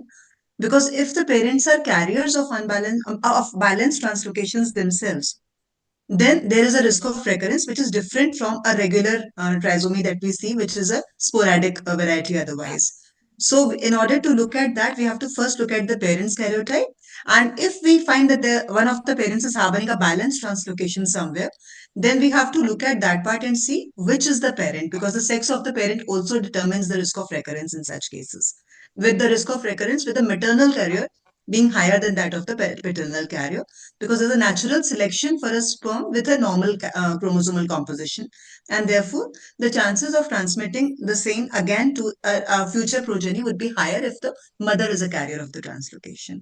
So the counseling will depend upon the parental karyotype in these cases. So the most important part of this patient was that we need to know that what is the karyotype. So even if it is getting aborted, we need to know the genetic test. And as what Dr. Jaya said, if it is just a trisomy 21, which is the pure trisomy or a non-disjunction, the recurrence is going to be only about 1%. But if it is a balanced translocation, then depending on whether it is the father or the mother, the recurrence is a bigger amount. And if it is going to be something like a 21-21, it is going to be 100% recurrence. So that is why even if the fetus has to be aborted and we are very sure it is going to be trisomy 21 or trisomy 13, we still need to document what the karyotype is so that we know what is the recurrence for next pregnancy. So, madam, while we talk about it, our microarray would not tell us the translocation. So we would not be able to understand from this microarray whether it was a translocation. We would know it is Downs, but it trisomy 13, but we would not have understood the translocation in this case. So there, when you are very sure, maybe a QF-PCR and keep the sample for microarray later on might be a better idea. Valid point. QF-PCR and the DNA storage, and then later on they can choose whether they want to do a karyotype or a micro. Yeah, so microarray is a beautiful test to do for abortuses, but the problem is it doesn't tell us about translocations. So we will have to do parents and see what they have. So it is a good test to look in uncultured specimens. So this patient had a parental karyotype done, which was normal. So Chinmay, I'm on you back. What screening do you offer to these patients who had a previous fetus with like this one translocation 13 and the parents are normal? Uh, Ma'am, so because the karyotype of both the parents is normal, the chance of recurrence is only 1% over and above her background risk. And that is why we can reassure the parents that this is going to be quite like any other pregnancy the next time. Because of the fear which they have been through the last time, quite likely, as the slide suggests, they may opt for a more accurate screening test like a cell-free fetal DNA. So it depends on, they probably will not go for a first trimester screening and might offer either an NIPS or a direct testing in the next. Even mosaics, for that matter, should be considered in the differential when we are looking at a normal karyotype. Saying that it is normal requires a lot more deliberation, and going through a lot of cases with recurrent Downs these days, one should understand that just doing the karyotype on blood samples may not be a very sufficient idea, and looking at more number of cells from at least two different cell lineages would be a great idea to identify mosaics and prevent a recurrent Downs, which is a real catastrophe for the family. So our own publication where increased nuchal translucency was associated with almost 20% with aneuploidies. And a previous child with Downs, only one patient among the 18 that we had Downs, and this one was a 21-21 translocation Downs. So maybe Dr. Veena can start this. This is a patient whose previous baby has got Downs. Downs in the sense there is no report, but the baby looks Downs. And she came for her second case, second pregnancy, with an increased NT. There is an ABSD and there's a tricuspid regurgitation. So, what will you offer her in this? We just said that we may do an NIPT, but here it is an increased NT with ABSD. I think we should not be going for a screening test. We should ideally offer a chorion villus biopsy. That is going to help us more. So yes, we did offer her a CVS, but she refused, saying that I already have a Downs baby and this also you said looks Downs. So she terminated that pregnancy also. So now she has two offsprings, both suspected Downs, but none of them were tested for karyotype. And she comes in her third pregnancy back to me, but at anomaly time. She got a dual marker done, which was low risk. So can it be possible that the dual marker is low risk, previous two Downs, and now also maybe how do you Yes, it is quite possible because I think Down syndrome is something which is very slippery. So even with the best of tests we have offered, even the NIPT is not going to say 100%. It will always be just 99.7, 99.9. So anytime patient should ideally have got invasive test done, we could have come to a complete conclusion. Then we could have offered a better counseling for the next pregnancy.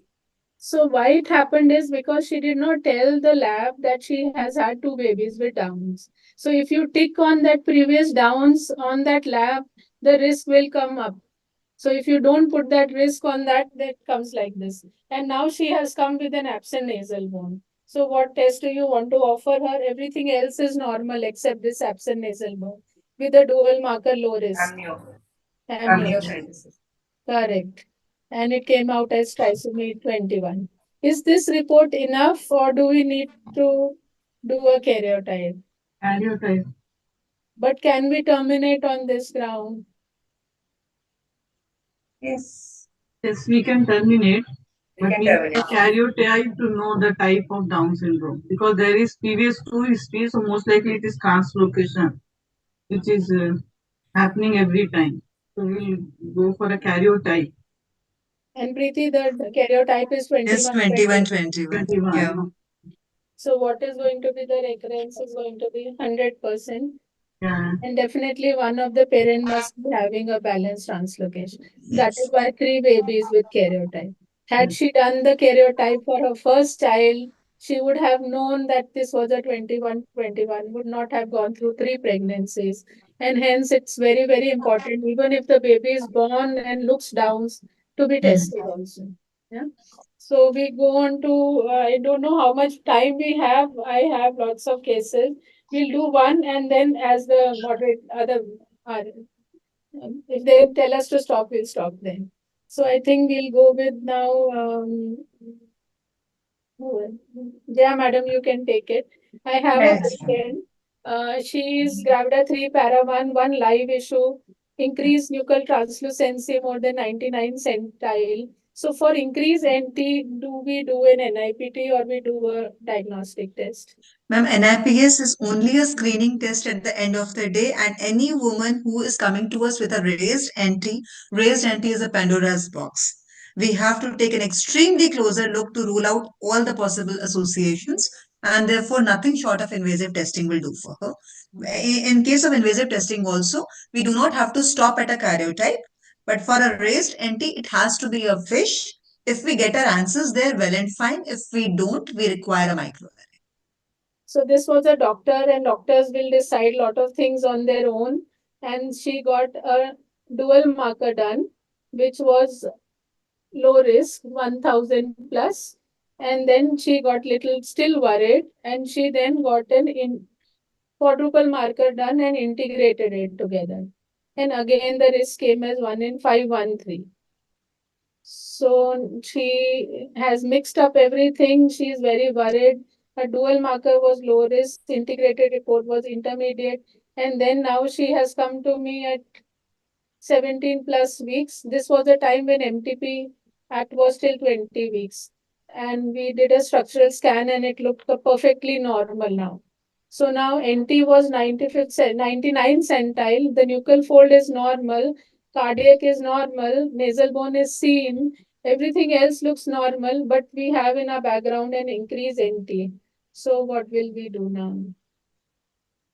Ma'am, I would suggest her an amnio since there's still time. She came at 17 weeks in order to confirm everything and not to be in that what to do, what to be done next, and that double absolutely. Absolutely. So we Yes. will be, Living in denial is not a good idea. yes. yeah. Actually, this was a time when microarray was not a standard of care. Some years back, this is about, I think, 4 years back before COVID. And she got a fish which was normal, and karyotype came with 46 inversion. And here you don't have the sex of the baby written because it's a fetus.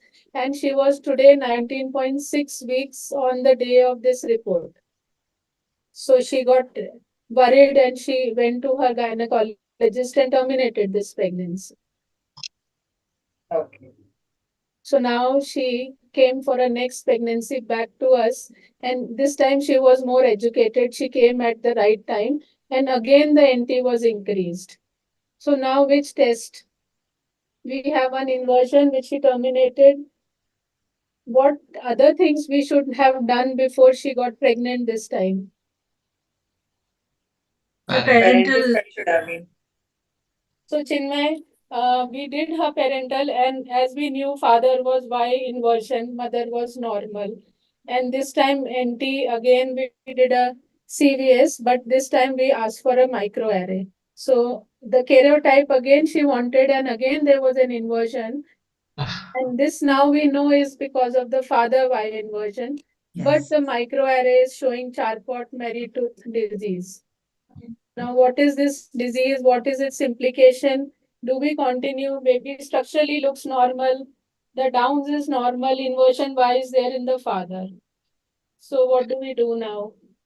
So we ask for help from our colleagues. we go to the geneticist. And just a footnote here, with a normal report on an amnio, I would be more skeptical. There, I would definitely involve a geneticist. A normal report, anyways, we can counsel to a larger extent. So, yes, ma'am. So, what did the geneticist say? Geneticists also, plus we send to a neurologist also, Yeah, of because course. we don't know what this will have implication. And this disease is a degenerative nerve disease of adulthood. So we started in a 12 weeks fetus of an increased NT, and we are talking about this baby having a disease in adulthood. So is it an indication for termination? Not I really. think counseling should be done. We have to discuss all things with the parents, and at the end it all depends upon them, because we cannot predict what the baby is going to be in the future, and that too in the adulthood. It's still a fetus now. So I think the findings there is of different role of parents will counseling in all this and teamwork. It should be a big team which decides. Yeah, yes, sir. So we had the whole team, an NICU, an adult neurologist, an obstetrician, a geneticist, and a fetal medicine all sat together. She was a doctor herself. She understood all that. And finally, she did terminate this pregnancy also. So increase NT microarray will give you extra information. The problem is it might give you some information more than what is required. And there we will then need all this counseling together. So again, Chinmay, you can take this. Increase NT, significantly increase NT. There Yeah. is pleural effusion also, Yeah. and there was a ductal agenesis. You can see there that the ductus is not joining with the right side of the heart. So, what Yeah. microarray or exome or just do a fish and see? So we are probably looking at a severe syndromic baby, quite likely an aneuploidy. I would love to take a look at the heart of this fetus. And quite likely with all these early onset hydropic changes, I'll be looking at a fetal demise soon. So in this baby, maybe I can defer my decision for invasive diagnosis if patient has ease of convenience of access to a fetal medicine unit, and a postnatal karyotype can be considered. So she had a cardiac anomaly also. There was a single outflow tract, Yeah. plus pleural effusion, plus the ductus. So actually, if you ask the geneticists, they will say this is Noonan syndrome. Yeah. So Yes, ma'am. Noonan. So it is the findings are more or less consistent with Noonan's. So if it is Noonan, what test do we send for? We'll ask for a QFPCR and a whole exome sequencing and a DNA storage for the future reference. Dr. Jaya, you have any comments on it? Ma'am, a microarray is what I would like to look at, and definitely DNA storage. So when it is something which has to be terminated, then maybe spending a lot of cost on what do we want to test. So first thing is to do a QF-PCR in a fish.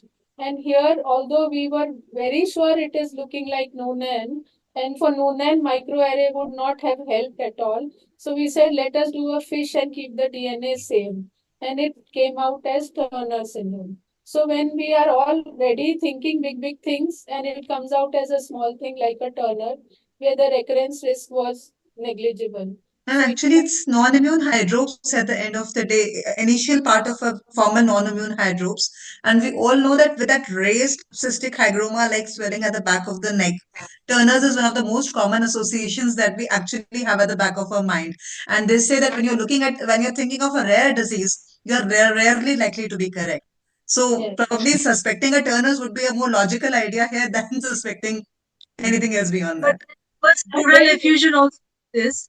So pleural effusion points more towards, with a cardiac anomaly, points more towards Noonan. Yes. Yeah, no, The either rare ways. thing, See, it is a rare thing developing, were evolving rarely tried. idea. Yes. So we have looked at Rare it too thing. soon, actually. Yes. Yeah, Had we but given I it think we time. should, the best thing we have is to keep the DNA same. So that is something which is only 1,000 rupees and which will be, we can take it at handy whenever we require it. So yes, maybe if this did not come out in the fish, we would have done a Noonan panel or a exome and also microarray, but this saved us from anything, and we did just And type I test. think the financial aspect here is also something very, very relevant in the discussion, because most often, despite all the knowledge that we all possess, the rate limiting step in our counseling finally is the financial aspect of it, and therefore fish works out really fine, and a DNA storage, obviously. Yes. So let's go on to just a case or two on screening in twin pregnancy. And Dr. Veena, can you take it from here? Which screening test do you do in twins, and what all prerequisites you require? I think rather than the NT scan, first of all, should be offered to both the twins, I mean, both the fetuses. And if we add the double marker, it will not be as sensitive as a NIPT.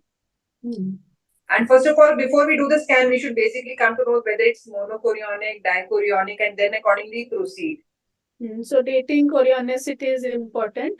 And among all of them, the first trimester screening still has its definite role, and the detection is slightly less than singleton, but it still has got about 89% detection for both DCD and MCDA. So how is it interpreted, the MCDA report and the DCDA report? Dr. Veena, DCDA has two reports. So does the DCDA have two reports or they have one report? DCDA has two reports. They will have two reports. So they are twin, two reports, and they are two risks which are given. But for an MCDA, there is one report. Have one report. Why this happens? Because in MCDA, both the twins has the same risk. So they are giving the single report. So they will average the NT of both of them and the CRL of both of them. A dichorionic pregnancy is essentially two siblings incidentally in the same womb. So, So they have separate So risk. basically, zygosity and chorionicity. Usually, monozygotic twins will be monochorionic, and most of the dichorionic twins will be dizygotic. There the difference comes.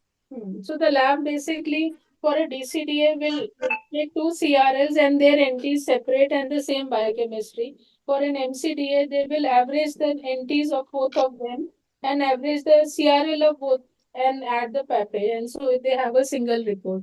So we have this patient, 38 years old, DCDA twins, normal NT for both, one is 1.5 and one is 1.4. And you can see it is a DCDA twins. So, Chinmay, can you take me through this patient?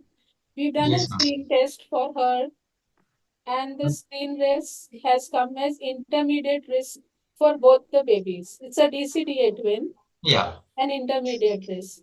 So, do you absolutely. offer her NIPT or a CBS or an amnio? Um, so again, as we discussed in the previous slide, it should be a cafeteria approach. She should be told that compared to a low risk patient, she has come back as an intermediate risk for trisomy 21. By our guidelines, intermediate risk would mean that we would offer NIPS for them. Another screening test, slightly better accuracy, but not up to the mark as if in a singleton pregnancy, slightly lesser detection rate. However, if she chooses, there are direct tests which are available. The problem with CVS would be a slight increase in the risk of miscarriages, bit of placental mosaicism. Amniocentesis for twins is now considered absolutely safe, but the cost factor would be significantly higher with better detection rate. Anyone else want to differ from him? Because intermediate risk of two babies, both normal NTs, in a DCDA, the detection rate is not very good for NIPS as well as for the screen. So what happens in DCDA is if one of the fetus is affected, the screen risk will come as a mixture of both. So there is a small catch in giving a cafeteria approach. In a DCDA, if you have intermediate risk, you should be a little worried that probably one of the fetus could be abnormal, which NIPS is going to give as a common report for both of them. No? invasing would be probably a little more favored here, and sampling both the sacs would be important. So I would also Always favor both the sacks. Always both. I would also favor invasive in this patient. and both the sacs. So here we did a CVS, and as what Chinmay said, that there is a chance that there could be contamination of both the placentas. So you have to be very careful that your needle is on both sides of the membrane and on both sides of the cord as well. So this one fetus we did anteriorly, and this is the membrane, and the other one posteriorly, far away from the membrane. And both CVSs were done for both the babies. The advantage of doing a CVS is that if it comes out as downs, we could do a reduction in the first trimester. Absolutely. But disadvantage, as what you said, Chinmay, is correct, that amniocentesis is clean catch, two different sacs, and there's no chance of contamination. The risk remains. And in such case, labeling is very important Labeling because is both very the fetuses were Yes. normal and both fetuses had that normal NT. So, yes, as I thought, one of them came out as trisomy 21 and the other normal. So, this actually educated me on what I told in the beginning, that the screen comes as intermediate when one baby is normal and one baby is abnormal. So it is very tricky to ask them to not do a invasive test. And even if NIPS was done, it could have come positive. And then you would have done a test for both these fetuses. And so we could do reduction of that one patient. Also, it is important here, ma'am, that the same person who is doing the identification and labeling performs the CVS and also does the reduction later.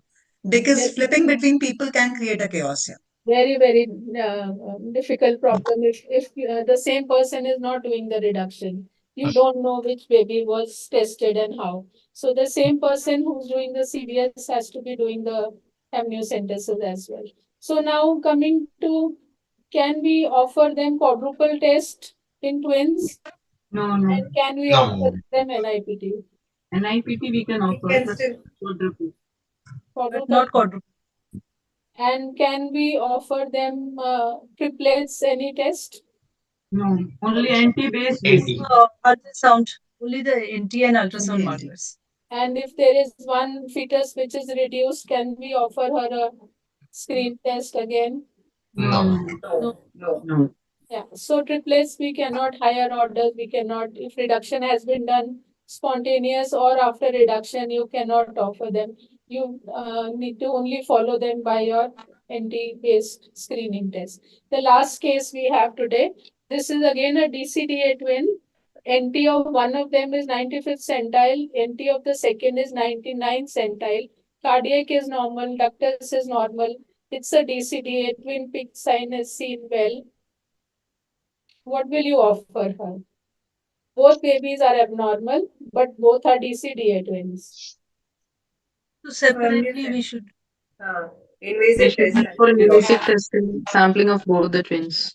CVS or amnio? CVS. DCD twins, so we can do the CVS can be done now. We can take an early decision on termination. Yes. So CVS. And what do we send for? And for genetic test. What test? QFPCR and at least an array and a GDN storage with the increased NT other findings. Microarray only. So first we did a fish. The fish is a very friendly test for fetal medicine people. So increase NT, one of them came out as trisomy 21 and the NT 95th centile came as normal. So now what test? So my lab is very friendly to me. I send a lot of my samples. So I tell them, you wait till the fish report, then I will tell you what test to do. So here this was asked for karyotype, and this baby we asked for a Microarray. And in the meantime, we did a reduction for this baby till the microarray report came. And microarray came as normal, and the other one had a trisomy 21. This was important to do karyotype here rather than microarray, because we now know it is a non-disjunction downs and not related to any recurrence later on. And so we reduced this fetus and this one went on.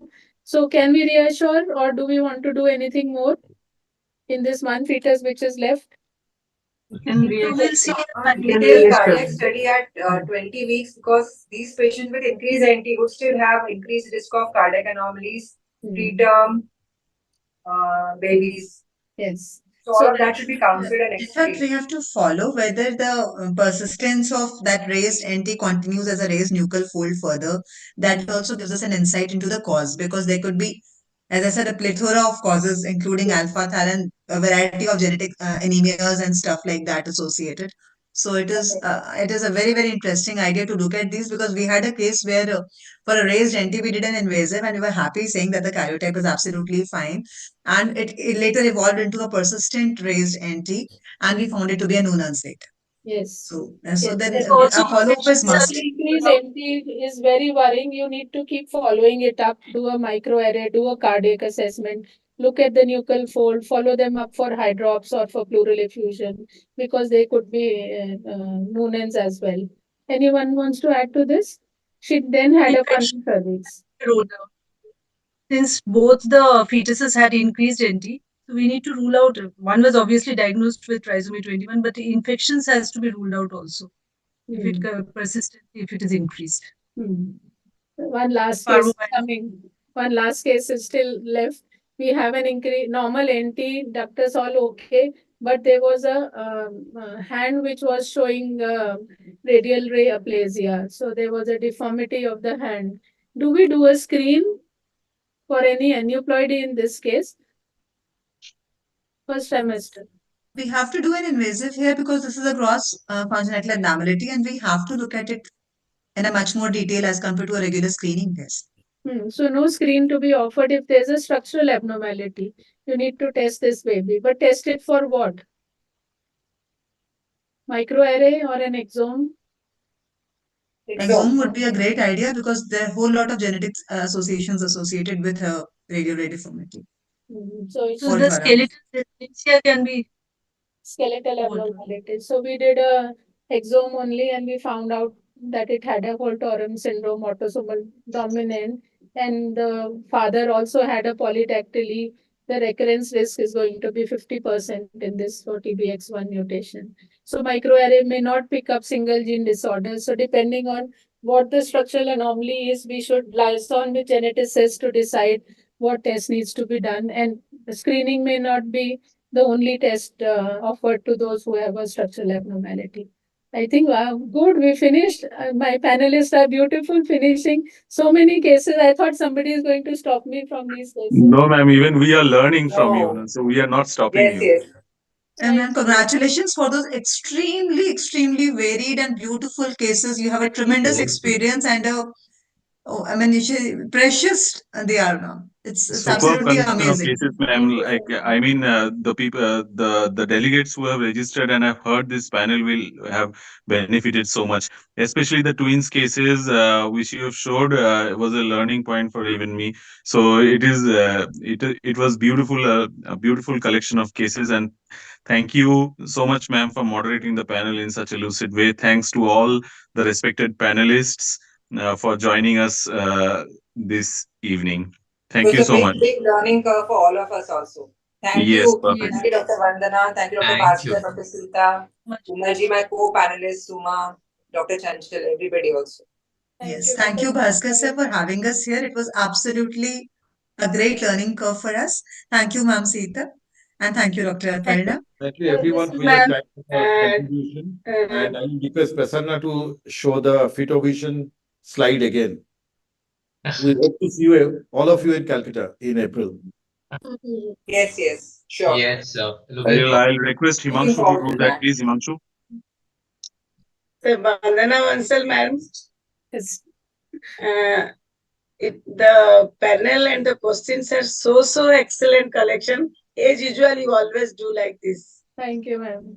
Thank But you. Dr. Vandana, I would still like to very clarify. I would like to have one doubt. Now, in the fetal medicine conferences, we learn that the guidelines from at least age American Journal or their societies to offer NIPT to everybody. So, what's your take on that? I think in India, we cannot offer NIPS for everybody. It might come when the cost comes down, but still, as we said, that PAPE values are not there, PLGF is not there, the screening is important. NIPS will not come completely as a screen for all population. We started off with that only. I would like to share here, ma'am, that sometimes when we come across reports which do not give us the kind of information that we are actually seeking, their NIPS really comes to our rescue. I had a patient who was 37 years of age, and the dual marker was giving me unknown unknown mode of conception, unknown prior, whether diabetic, whether smoker, everything was unknown. So that could not really have passed off as a combined first trimester screening. And when we offered NIPS, it indeed turned out to be trisomy 21. So NIPS definitely has a role in those areas where we are gray about.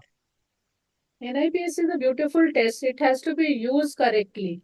It cannot be used for increased NTs and things where it is not to be used, but it has its own role, especially for this intermediate race where the dual marker, the scan is normal and the dual marker shows intermediate risk. NIPS is a very good test. Please outline your experience about you doing invasives in sex chromosome positive NIPTs. How many positive cases have you found out after getting Very a bad. The NIPS is very bad for sex chromosome abnormalities. Lot of these screen positives, we have done amnios and CVSs, and they've got. One is the NIPS. If it is positive, don't do a CVS, do an amniocentesis, because it is a placental cell apoptosis which goes out, and it will also come as positive for the same screen. So always an NIPS should positive has to be followed by an amniocentesis. And for sex chromosome, I know why you are asking, Prasanna, because it is very high positive and they come out as normal. So that's a good point you put forward. Thank you, ma'am. Can So I, this is can I our ask one supervision flyer. question, please? Can I ask This, one question? yes, Okay, yes, please. please go ahead, ma'am. So my question to Dr. Chanchala Madam or anyone who is there, when I advise PLGF only, after doing NT proper way with the risk calculation in Astra software, and I put the values of PLGF in my Astra software, the risk of trisomy 21, 18, 13 all changed, all got changed. So should we consider that aneuploidy as a result, or should we consider the prior aneuploidy without putting PLGF as the result? So the placental growth factor has the additional advantage of improving your detection rate for the aneuploidies also. So once you're doing it, so apart from doing the risk calculation for preeclampsia, it is a good test to be included for risk calculation for aneuploidy. But I have not sent the double marker. I have sent That's only okay. the That's PLGF. fine. Each individual. So the question about NIPT, Dr. Vanna is absolutely right that it still in our population does not have a universal role. It is the intermediate risk category. However, like in Delhi, many women themselves are opting for NIPS, especially in the urban areas. So there we are doing an NIPS along with the PH. You understand? No, I am So not saying NIPS, ma'am. I am saying only no, NT. I've understood. Why would you not do a dual, and why would you do a PLGF? Because the patient is a case with uterine PI high as well as the Yes. hypertension patient, and Yes. she cannot afford both the tests. So I did the NT scan Okay. properly with all the parameters. With the Astra software, I put it, and it was found to be low. So only to rule out the preeclampsia, I have sent the PLGF. When I send the PLGF and put that in my Astra You software, should include it in the risk calculation for aneuploidies also, because it does improve the screening performance. The second thing is dual is much cheaper than PLGF. If they can do PLGF, I'm sure they can do the dual also. But the Perkin-Elmer has a very now the risk comes to 1 in 13, and then I have to go for the amnio then that. That's okay. That's fine. That is a very Yeah, practical that is- problem. yeah, The questions will be never ending, I Never think. ending. Yes. Because- Yes. So, Before Prasanna closes with the Fitovision announcement, I'd like to say that we had 540, over 540 live views tonight. So I that think is that's a great. great number That is for super. this. Thank you very much. Thank you, everyone. Thank you. That Thank really goes to see the Thank you fact. for inviting us, sir. Thank you. Thank you so much. Thank you so much. Thank you so much, sir. We would also like to thank MFine and Conferences International for their support, so that we could organize this first of the series of the Fitovision webinars. Thanks to all of you. Thanks for joining today evening. Thank Thank you. you. Thank you, Thank Astanna. you.